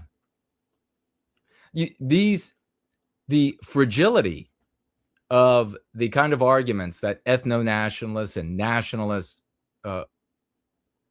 wield are so weak. They're just so remarkably, no wonder they lost to anti-whiteism. But they keep wielding them. This is why, by the way, what I'm sharing with you is why I am the most shadow banned man on planet Earth. Read my new description on Twitter.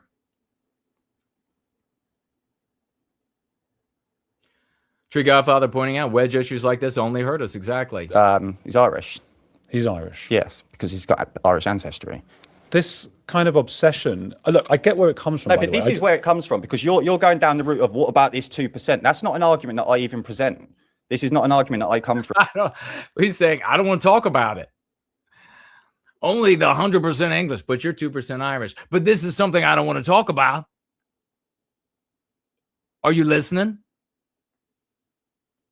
And use on my campaigns. My campaign is England belongs to the English. If your grandparents are English and their grandparents are... Steve, he defeated you on that point. You're not 100% English. So then are other people who are not 100% English allowed to be in England? English. Oh, good. You're English. Well, then fine, I'm English. You're not Good. English, though. You're not an English. Then. You're not. My grandparents. Now, this is what we talked about on Sunday. Go back and listen to the first 15 minutes of this.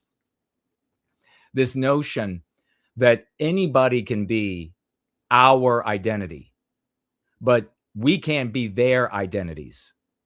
If anybody can be our identity, then we have no identity. It doesn't exist.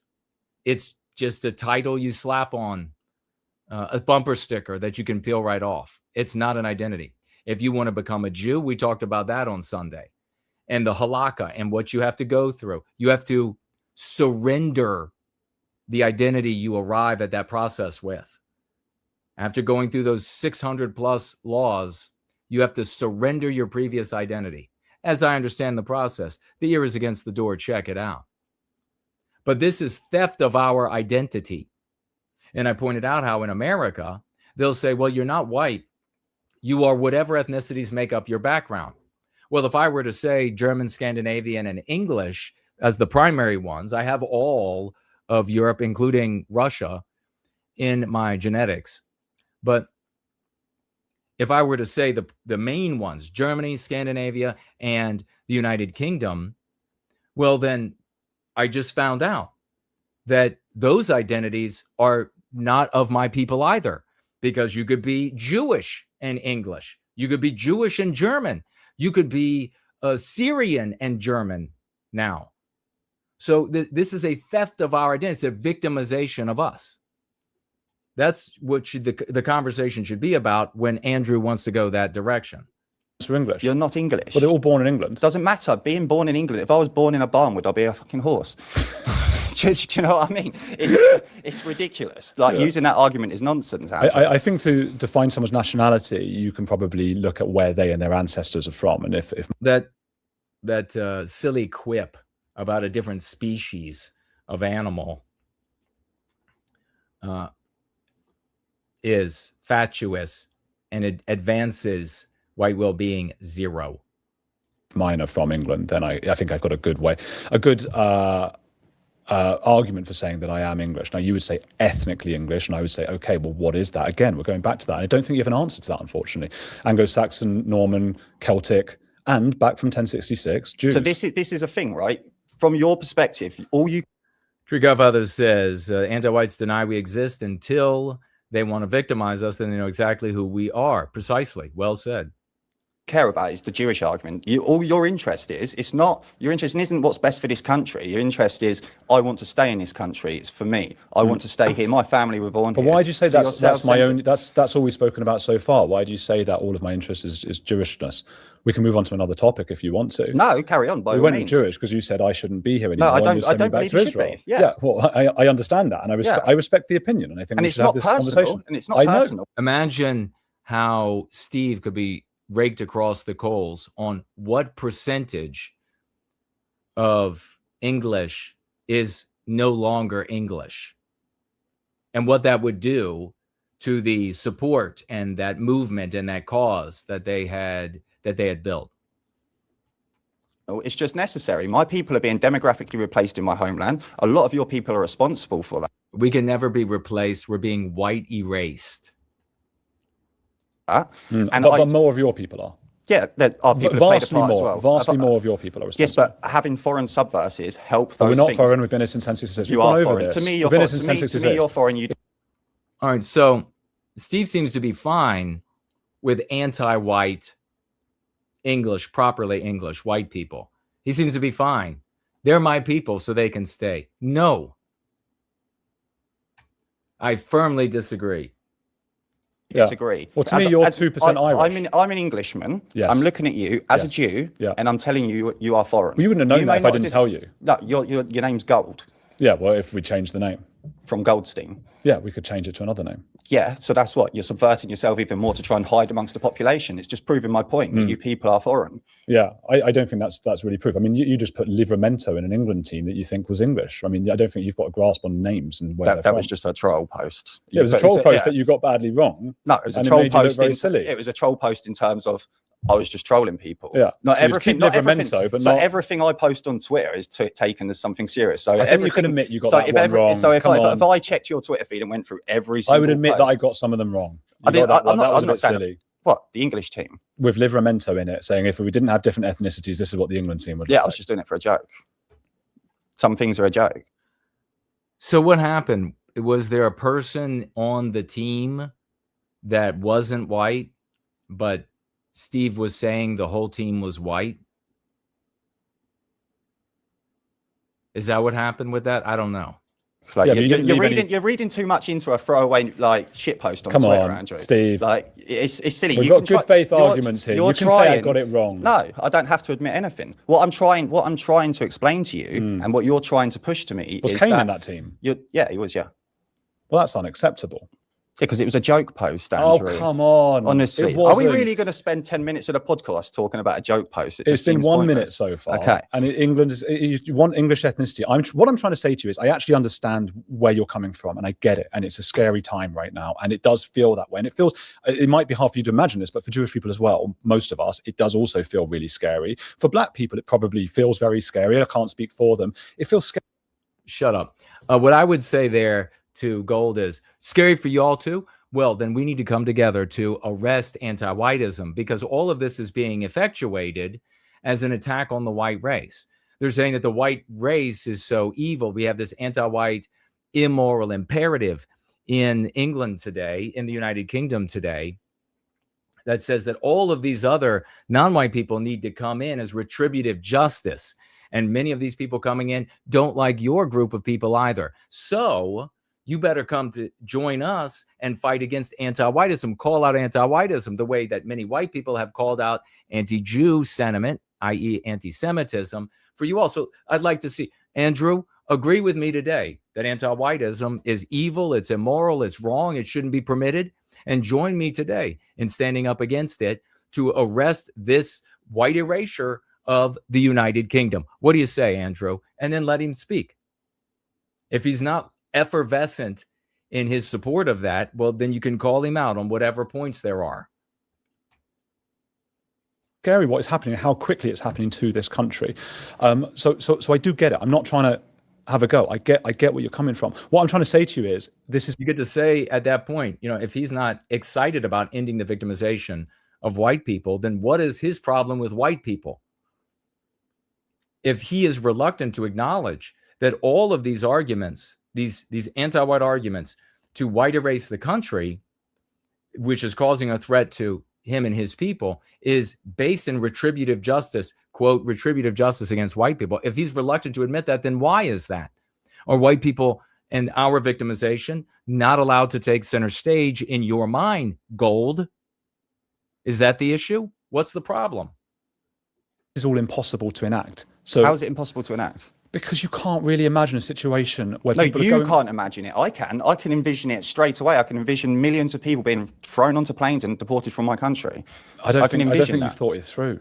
What do you mean I haven't thought it through? There would be a massive civil war. What? Define the civil war. Okay, How would you vision a civil war? Because see, this is the mechanics of fantasy. It's all taking place in these guys' imaginations. And so it's impossible to control the physics of it. It has no connection with reality, although you'll see that Gold has a much firmer grasp of reality than Laws does. The idea that he's going to be able to come to power and just from some seat of power, what, the prime minister, what? He's going to order something that will be carried out by who? Who will carry it out? All of the population is anti-white. So who's going to carry out your orders? I mean, and to that degree, nonsense.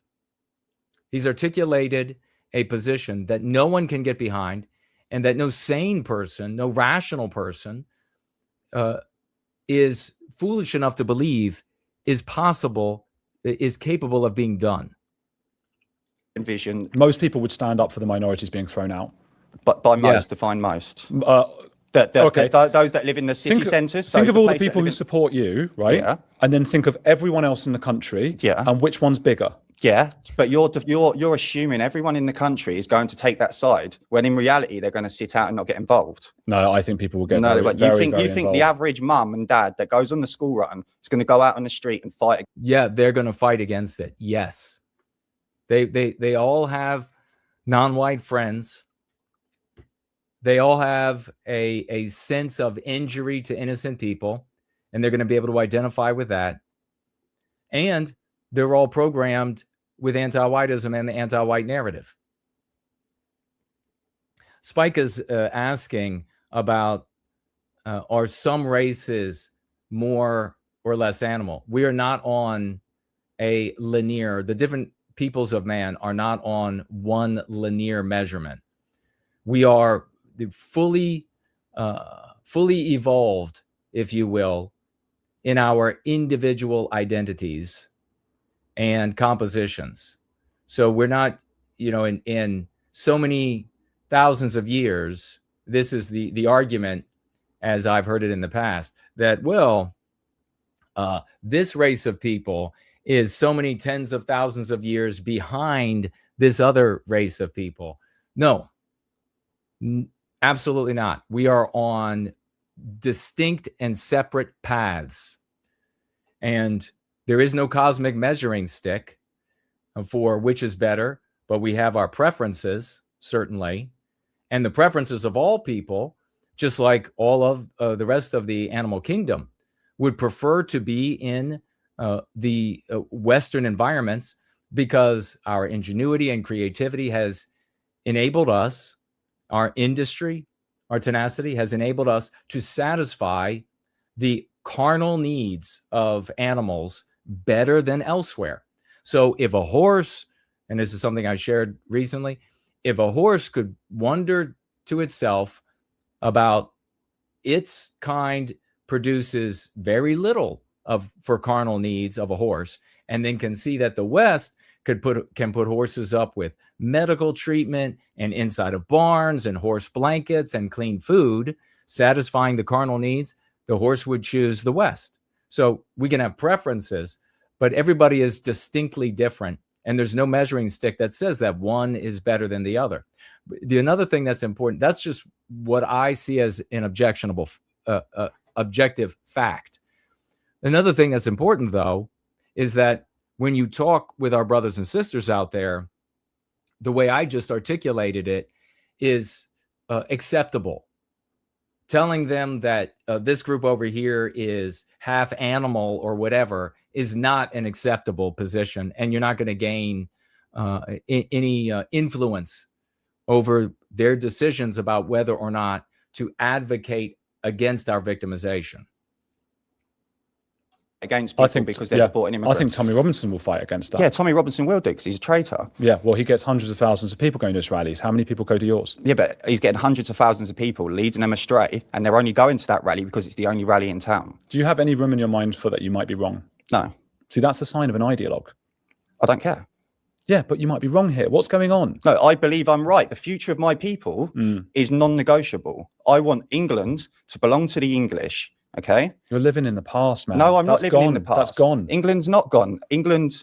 This is an artifact of anti-whiteism, that you and your people's welfare is of the past, and it's no longer relevant, no longer material. I'd be calling him out on the anti-white element of that right there on the spot.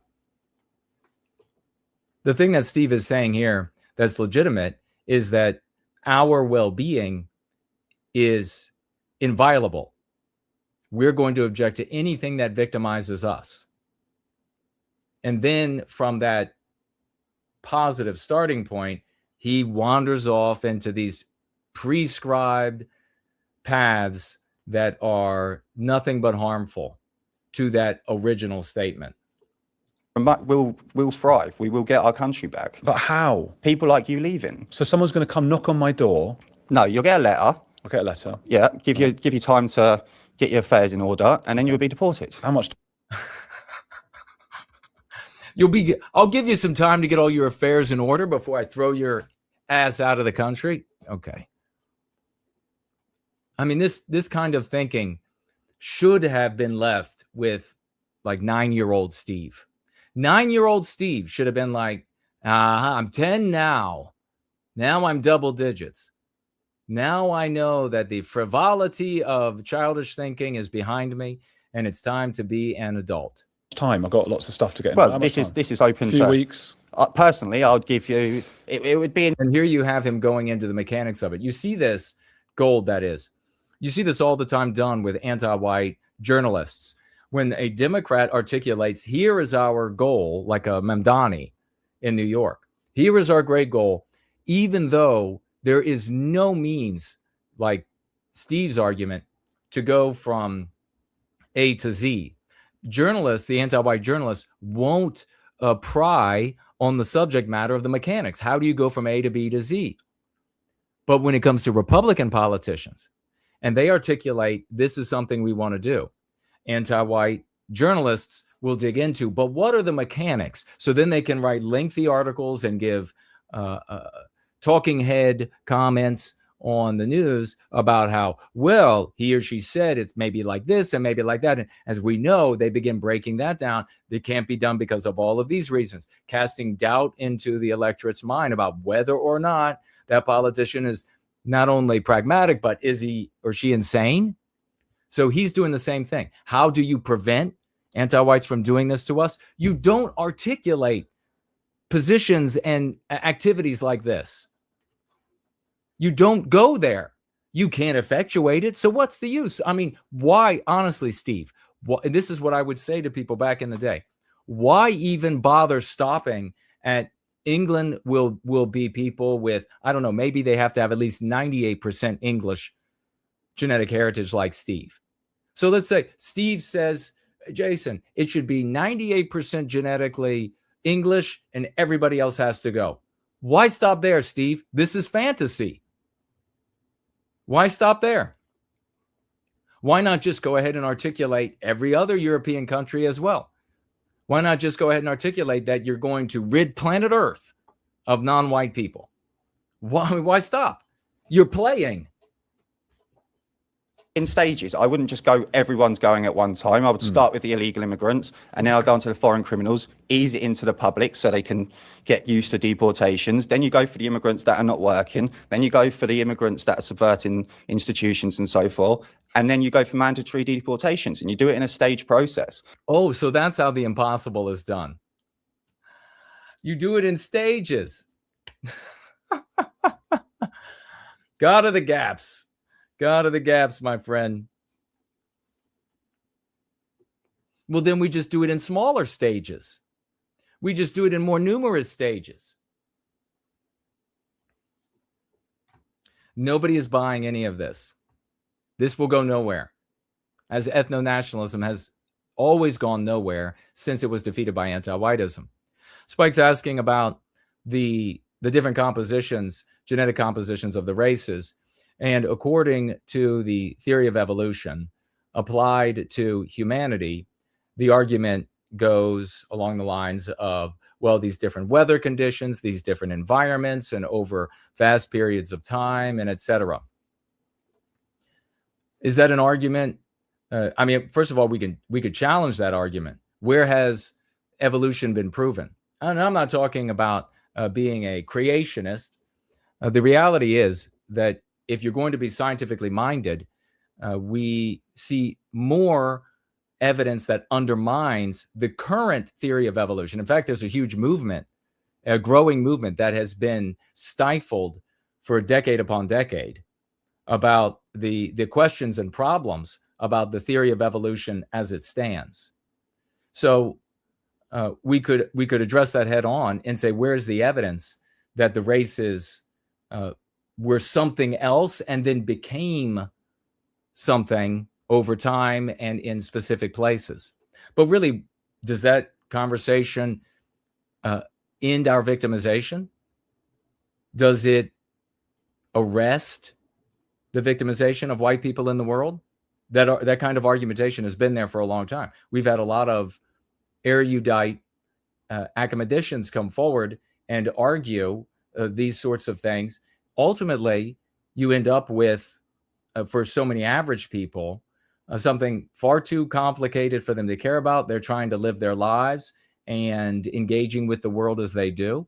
And it's also a point that can be challenged. And it's a point that they can use to say, well, then we came from a single ancestor. We all were some single ancestor. And then you have to go into these, and I've heard them, these other arguments that get even darker and deeper into scientific claims and zero proof, zero evidence whatsoever that the different races were different humanoid peoples and then evolved to. But if we were different humanoids at some point in the past, then why can't we just be different today? You see, you follow me?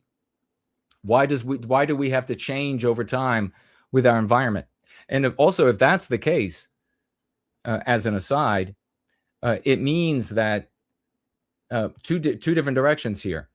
If you were to take Asians and put them in Europe, then at some point they would be white people. So then aren't they really just white people waiting to happen? If you were to take white people and put them in Asia, over a period of time, wouldn't they just become Asians? So then aren't they just Asians? And then, of course, as I said, if you have a singular ancestor that everybody came from, then aren't we just the same?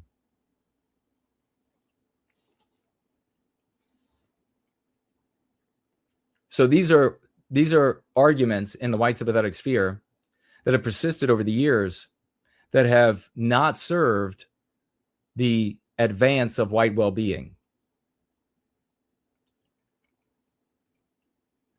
How long that takes, I'm open to negotiations. But ultimately, millions. This sounds like a guy in a treehouse. How long it takes to rid the country of all of you, I'm open to negotiate. By the way, mind the sign, no girls allowed when you come up into this treehouse. Have to leave my country or my people are going to be replaced in our homeland. That's my line. I don't care who you are. Anyone who's foreign has to go, and I'm going to keep that line until we get our country back. You may say that this is unreasonable and this is harsh and the people may fight against it. But if you look at the likes of Bob Villan, let's say that mixed race fella that was shouting, heard you want your country back. Most people would never dream of calling for deportations of mixed race people and so forth, right? It's not their average go-to British person. I would, but it's not the average British person's position. But the moment he was saying, I heard you want your country back, everyone's like, deport this man, get him out of my country. So when they're threatened and they realize that their future is at stake and this person's putting them in a position where they feel like they've got something to lose, people react very differently to how they think they would in person. Right. I think you're just fighting my corner here, because I'm saying based on someone's behavior and actions, we decide whether or not they get to stay in the country. So I agree with you because of what that Bob Villan guy said. I don't base someone on their actions You and just behavior. said because of what he said. No, everyone was on board. Yeah, not because he's mixed race. No, but that's why they was on board. I'm not saying that's the position I would take. I'm saying that's the position that the public would. You're misinterpreting what I was saying now. Ultimately, what I'm saying is the public will move to that position when they feel threatened. Yeah, when they feel threatened by someone's actions, when someone's getting up on stage saying, heard you want your country back, they go, get out, mate. Yeah, and why is he in this country? Well, because his parents are from it. I think he probably has a white parent. There's a white parent who also has a non-white parent. If that non-white was not into the country, he wouldn't even be existing. He wouldn't be. So 50% English is not enough to stay. So somewhere between 58% or 50% and 100%, presumably, obviously 100%, more than Steve, they would be able to stay. So now you have to hash that out. Where does it end? You see, in all of this, and also like the great questions that Spike is asking here, with all of this, what really matters and what reaches our brothers and sisters where they are today is that we are a definable people, a definable extant people group, and we deserve well-being. We assert our well-being. We don't need an appeal to a period in history that no one can verify, even if it sounds reasonable. We don't need to appeal to percentages of this or that in this particular individual or that particular individual. We are a extant, definable people group, and we deserve well-being, and we assert well-being. We will not brook victimization. Period. That deals with everybody where they are today. We don't need them to accept any sort of scientific arguments or heritability arguments, or etc. We don't need to get into any of that mess, which the anti-whites love to get into because they love to muddle it all up. Here. Yeah. You wouldn't be here to tell us we want our country back. Again, like, you know, if the Normans didn't come in, if the you keep going back to so that's Normans. history. Yeah, history. That's history. It's changed too quickly recently. We agree on that. It's been too quick. It's been overwhelming. And I agree as well. We need people with more similar culture if we're going to be moving them over. I get it, like people from Europe, for example. I agree as well that skin color can be an issue. I think mostly because the woke. You got to stop him right there. Race is not as shallow as skin deep. It goes all the way to the biospirit. Make it an issue by constantly pushing diversity policies. They're telling people, don't look at skin color, but by the way, we're going to implement policies. But even using the argument of skin color, that completely disarrays from what we're arguing about. Race is more than skin color. It disarrays? Maybe I misunderstood him. I don't know what that means. It's down to diet, to IQ, to behavior, to all sorts of factors. So just what he's saying there, pinpointing it and saying, oh, it's because they're black. Of course, they are black, but they're also foreign. I don't want Albanians here. They're not black. They're not brown. No, because Albanians come over, they sell drugs, they create gangs, they cause violence. Yeah. Just like when the Muslims come over, they create problems, they attack people, they create rape gangs and so forth when the Jews come up. So if I don't know what Gold's going to do, but now would be the time if you're Gold to go ahead and drop in other groups of white people and see if they're acceptable or not acceptable. Over, they get involved in organizations, they call for more immigration, they subvert institutions, and they push their own as high as they possibly can. Yeah, because all of these groups have self-interest, and you can't blame that. I have self-interest. My interest is the English people, and my priority is the English people. All of these foreigners have the same interest, but for their own, not for us. You see, what Steve is missing here is the crux of the conversation, is that his identity to anti-whites is something they can don, is something they can put on like a jacket or a bumper sticker. And he needs to go after Andrew on that point and argue how immoral that is. If Steve can't say tomorrow or right then and there that he's Jewish, and as a Jew, he thinks all Jews should be out of the country or whatever. If he can't assume the identity of a Jew, then Gold cannot assume the identity of a white man. And push comes to shove, you may say, yeah, this geezer's nice. He loves it. He supports England, blah, blah, blah, blah, blah. But when push comes to shove and it's our people or his people, he's choosing his people. When push comes to shove and you have to choose between the English people and the Jewish people, you're choosing the Jewish people. Oh, don't do that. Another big mistake just made by Steve. You're in a conversation that is for the public. And so what do you think Gold is going to say? He's going to say whatever he needs to say for convenience. See, I could tear apart the conversation while I'm doing other things. This is why I'm the most shadow banned man on planet Earth. I'm choosing the English people. Okay, so all of my guys went to do a protest outside a synagogue. Yeah.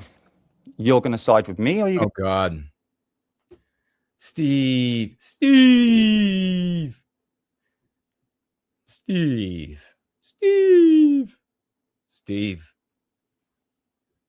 What was that? What was that skit from Saturday Night Live? What was it? Was he the mailroom guy? Copy guy, making copies. That's what it just reminded me of. Steve making copies on the copy machine. You're going to side with the what Jews. are you protesting? Immigration. Why are you protesting outside? Because the rabbis funding a NGO organization that's flooding. He's already told you that he opposes Jews that want to bring foreigners into the country. You're just opening the door to make him look better to white people in the country and immigrants. I would take him to task. I would speak to him and say, "What are you doing, mate?"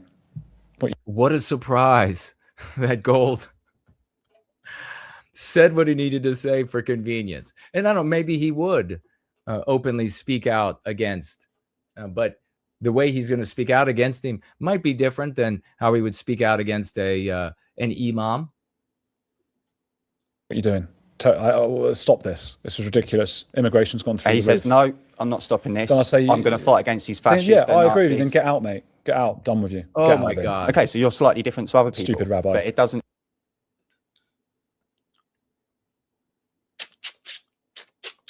It doesn't change my position. I think you'd be surprised if you actually got out. And I mean, you've said before that you grew up in a very white area. And I think, without wanting to revert to what is typically quite a woke argument, if you had grown... Oh, he just did. By bringing it up. By bringing it up, by mentioning it, all you got to do is, everybody knows the argument. Oh, you grew up around white people. So therefore, you don't know how perfect and wonderful and better all of these other groups of people are. Steve. Neat little trick there. Neat little dialectical trick there, Andrew. Grown up around people from different cultures and ethnicities, I think you'd be able to at least see them as more human. It's not that I don't see them as human. I just don't see them as my own. Yeah, but unfortunately... If they lived in their own homelands, I wish them all the best. Crack on, mate. You saw what... Let's go back to the realism argument. Maybe you show up with a big plate of bacon. And maybe that unsettles Andrew. I don't know. Of what you want to implement, right? You saw what happened. And you just like eat it while you're talking. Like nice, crunchy bacon. Really flavorful. You know what I mean? While he's talking. What was that, Andrew? Do you want some bacon? When they tried to take a kid away from some traveller family, right? And where was that? Up in near Leeds somewhere, wasn't it? Yeah, the Leeds Hackshore or something like that. The whole city nearly burned down because they wanted to take kids away from what might have been abusive parents. Imagine going through and taking millions and millions and millions of people and who haven't done anything wrong. How that happens, though, what's not being told is the civil servants have already tipped off the locals on what's going to happen. The NGO groups are in there rallying them up and winding them up. And the police didn't even go in there heavy-handed. They turned up, knocked on the door. They got mobbed by all of the foreigners in the area, and then backed off and went. When in reality, you send a task force who's going to say, right, we're taking this person. It doesn't matter how wound up they're getting. This person's getting deported because they deserve to be deported for whatever reason. Yeah, they're going. If that person was a murderer, so would we? Let's just say hypothetically, if that was an English person who was a murderer or something, that person's not getting. Just as an aside, this is what you find incessantly, and by the truest sense of the word, incessantly, in these anti-non-white ethno-nationalist circles, is everything is a hypothetical. Nothing has to deal with reality. They'll say, "Oh, it does," and then imagine if. Away with it because the community came out and said, no, actually, mate. Yeah, but these people haven't committed crimes. But they have. The crime is that they're in our country. But they didn't commit a crime by coming into this country, did they? They're victims of immigration. Yeah, they're victims of immigration by being here and being promised a land. They're victims of immigration. Boy, that's a really smart way to put it. Henry says, I would have packed him up in a single argument. Quote, "You only talk to white people this way. You only tell white people our identity is illegitimate. So that pretty much narrows it down," close quote. Well said. You're putting him in the position of having to defend why the identity, one of our identities, English, is something that anybody can don. Anybody can be, which means it doesn't exist. Well said. And a future that's not actually available to them. The way that the politics is changing in this country, there is going to be mass deportations. There's going to be remigration. Whether it goes as far as I want it or not, that's open to discussion. No, it definitely won't. It's not open to discussion. You There's a- can't say that. You physically can't say that. I can You can't say it. How can you Of course say I can that? say it, because 100 years ago, they would say there was no such place as Israel, and it's never going to go. Then you're never. Wait, what did he say? You can't say that. You physically, I want it or not. That's open to No, discussion. definitely. Mass deportations. There's going to be remigration. Whether it goes as far as I want it or not, that's open to No, discussion. it definitely won't. It's not open to discussion. Guys, this is an adult having a conversation with the equivalent of a child's argument. Not saying that Steve is a child, but he's in the midst of these childish arguments. You can't say that. You physically can't say that. I can. You can't say it. How can you Of course say I can that? say it, because 100 years ago, Now, here we go. This is going to be the mass deportations have happened in the past. Bro, you are, for somebody who's talking about noticing patterns, you haven't noticed the most obvious, that all of your people are anti-white. All of the white race is functioning within the anti-white narrative. How do you miss that one? years ago, they would say there was no such place as Israel, and it's never going to go. Then you're never going to have an Israel. Sure, you're never going to have a land, and then all of a sudden, now there's an Israel. Mm-hmm. Yeah, magic. That's what it was, Steve. Steve, it was magic. They just 100 years ago there was no, and then suddenly, a lot of machinery was at work for a very long time. There were, out of the totality of Jewish people, there and the percentage that sees themselves as a people, whatever that percentage is, functioning as individual well-being by way of group well-being, developed for many years prior to the creation of Israel, many different ideas about how they were going to establish their own country. There wasn't one, imagine this, there wasn't one group. There were dozens of these types of groups, dozens. And in other places, they got started as well. There were other movements to different parts, even to the United States. There was an effort to establish a Jewish homeland in the United States. All of these people in these movements were thinking about the well-being of themselves by way of the well-being of their people. And they were from all levels, poor Jews, rich Jews, smart Jews, dumb Jews, and they all worked together. That's what we don't have. So it wasn't like a poof, somebody ordered it from the seat of the prime minister. For the love of God, this tier of thinking is just so monotonous, so vapid. It's life-sucking. And then they just appear. Here's something else that's interesting. Once in one of these, all of these different endeavors to establish a Jewish homeland, once one of them, the Zionist one, got underway and it was achieving, the other ones folded up. Imagine that. I really want the white well-being community to think about that for a minute. As soon as one of the endeavors, of the dozens of endeavors that existed, started working better than all of the rest, the other ones folded up shop and jumped on the bandwagon of the one that was working. What happens in the white sympathetic sphere, which is really just composed of so many anti-non-whites and everything else that you have out there? We have something that's working.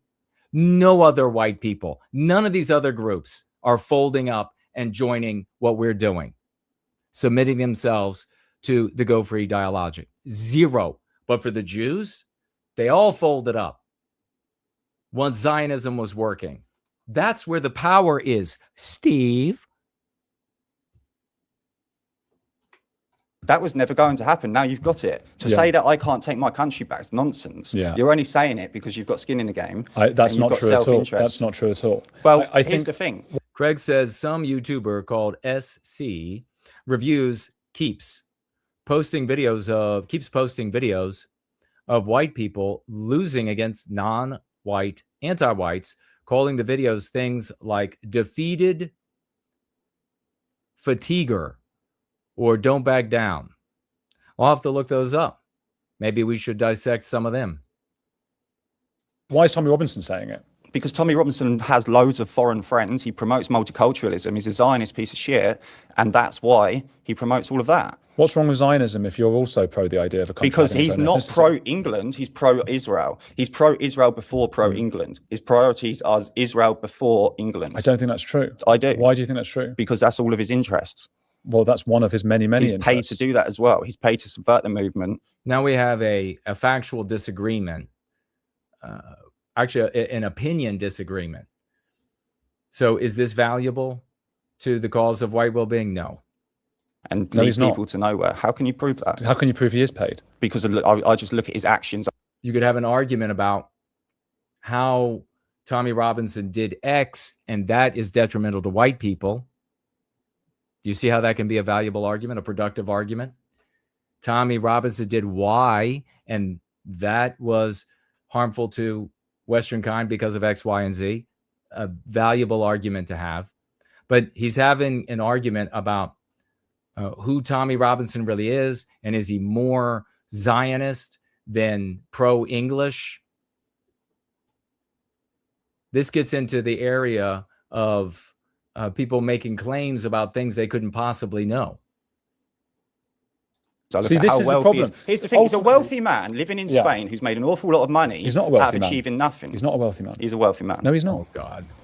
Why do you think he's a wealthy man? Do you have evidence of that? What? Because he hasn't got all of his assets in his own name. Look, Steve, look, mate, Steve, look, honestly, this is the crux of your ideology. We spoke of half an hour, right? I've got to it, and I think that what you've said about Tommy, I think that's ultimately it. You're looking for patterns, and you're not bright enough. I'm sorry, you're not. You're bright, but you're not bright enough to actually look for evidence and put things together. So you go, Tommy Robinson's a very wealthy man. You have no idea. You have no idea. Is Tommy a wealthy man? He's putting Israel before England. Is he? He's being paid for these posts. Is he? You have no idea about there's any of these videos things. of Tommy Robinson saying if there's a war in Israel tomorrow, I would be on the side of Israel fighting for the Jews. There's videos of him saying this. Yeah, what, against England? It doesn't matter. He's not even English. He's an Irishman living in Spain, leading an English movement. That's what he is. Look, I know you don't like Tommy, but this is it. You say a lot of things that are really intriguing, and I think people are going, oh. Totally a non-starter to argue Tommy's positions with this guy. What you think he's really for, what you think he really puts first. Who cares? Who cares? What matters are the outcomes that impinge on our people. You talk about those. And then you could have an argument, would be an interesting argument with Andrew here. Probably the best place to stop, and we can wrap it up and go over to the Rebel Roundtable. But you could have the argument with Andrew about Tommy Robinson doing X, and is that harmful to white people? Because it would be fantastic if Andrew tried to argue against something that was obviously harmful to white people. That's what you would want Andrew Gold's audience, his white audience, to listen to. Wouldn't that be something? I made a video that YouTube took down years ago where Tommy was arguing. He had Tommy Robinson, some sort of video that he had made about the government putting a former, I guess, Islamic terrorist in a house down the block from a primary school, so elementary school, little children. And I stopped the video at the point that Tommy is standing in front of the school complaining about the government putting the former terrorist or terrorist in a house down the street from the school, to point out that the anti-whiteism down the street is only there down the street because the anti-whiteism is in the school. There was literally a picture on the wall on this school of non-white and white children cartoon characters. And it was non-white male cartoon characters with white little girl cartoon characters, like holding hands. And then the only white little boy character was in a wheelchair being helped by a non-white little girl. The anti-whiteism is down the street because the anti-whiteism is in the school. You want to complain about the effects rather than the cause. But they didn't address that. Craig says, I appreciate your acknowledgement and dissecting. You're most welcome, brother. We're going to be heading over to the Rebel Roundtable for an hour to two. And wouldn't you know it, just as we all know, as sure as the sunrise, Dude Bro Moment showed up with those $50 and the verbiage for White Wellbeing. God bless you, good sir. Well, folks, we are on the verge of some very interesting days with what's happening in Minnesota and Minneapolis. Over here, we have the great Steven Seagal has financially gifted one warm cocoa. Thank you for that, of cryptocurrency, and has gifted one gingerbread man of cryptocurrency. Thank you so much for that. And one lemon of cryptocurrency. Thank you so much for that as well, my good brother. He says, thanks for all your tireless hard work, Jason. I appreciate it. Thank you very much for that. We also have Hartza coming in here right at the end. 2 lemons of cryptocurrency from the great Hartza. Thank you, good brother. I'm looking for tags now or any other financial gifts. And then we'll be wrapping up and showing up over on my X account for the Rebel Roundtable. Biospirit of the West is here. Good to see you, brother. He says, Steve Laws is very tiresome to listen to. He sounds like a middle-aged woman.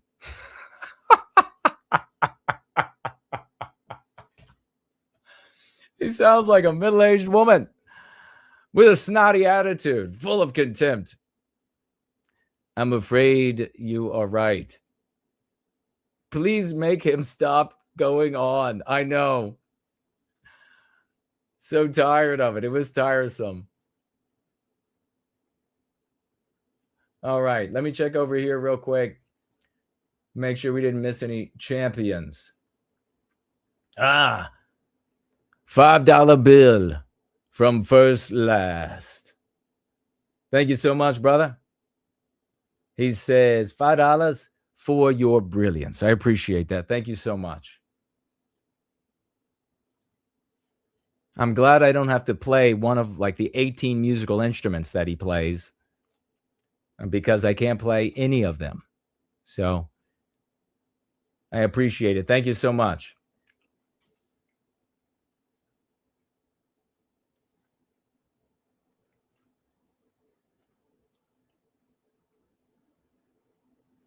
All right. Well, then we do as we always do. We hearken to the great foreknowl at times like this, and we imbibe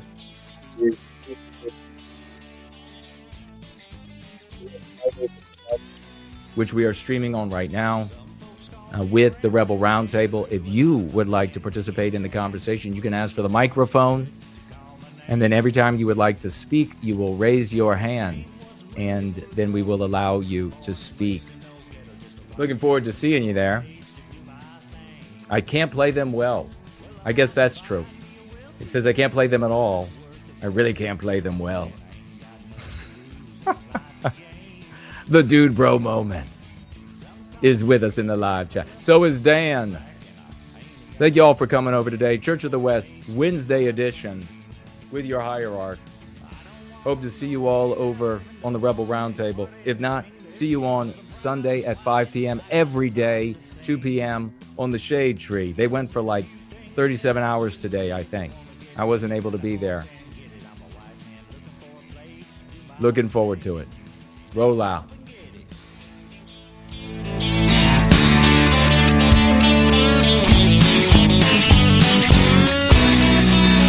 Yeah, I'm a small town man, I've been around a little. I like guitars and I like a fiddle, and that's the kind of soul it takes to fan my flame. I'm a blue-eyed Billy, kind of rough and ruddy. I have to work to be somebody. I'm a white man looking for a place to do my thing. I don't want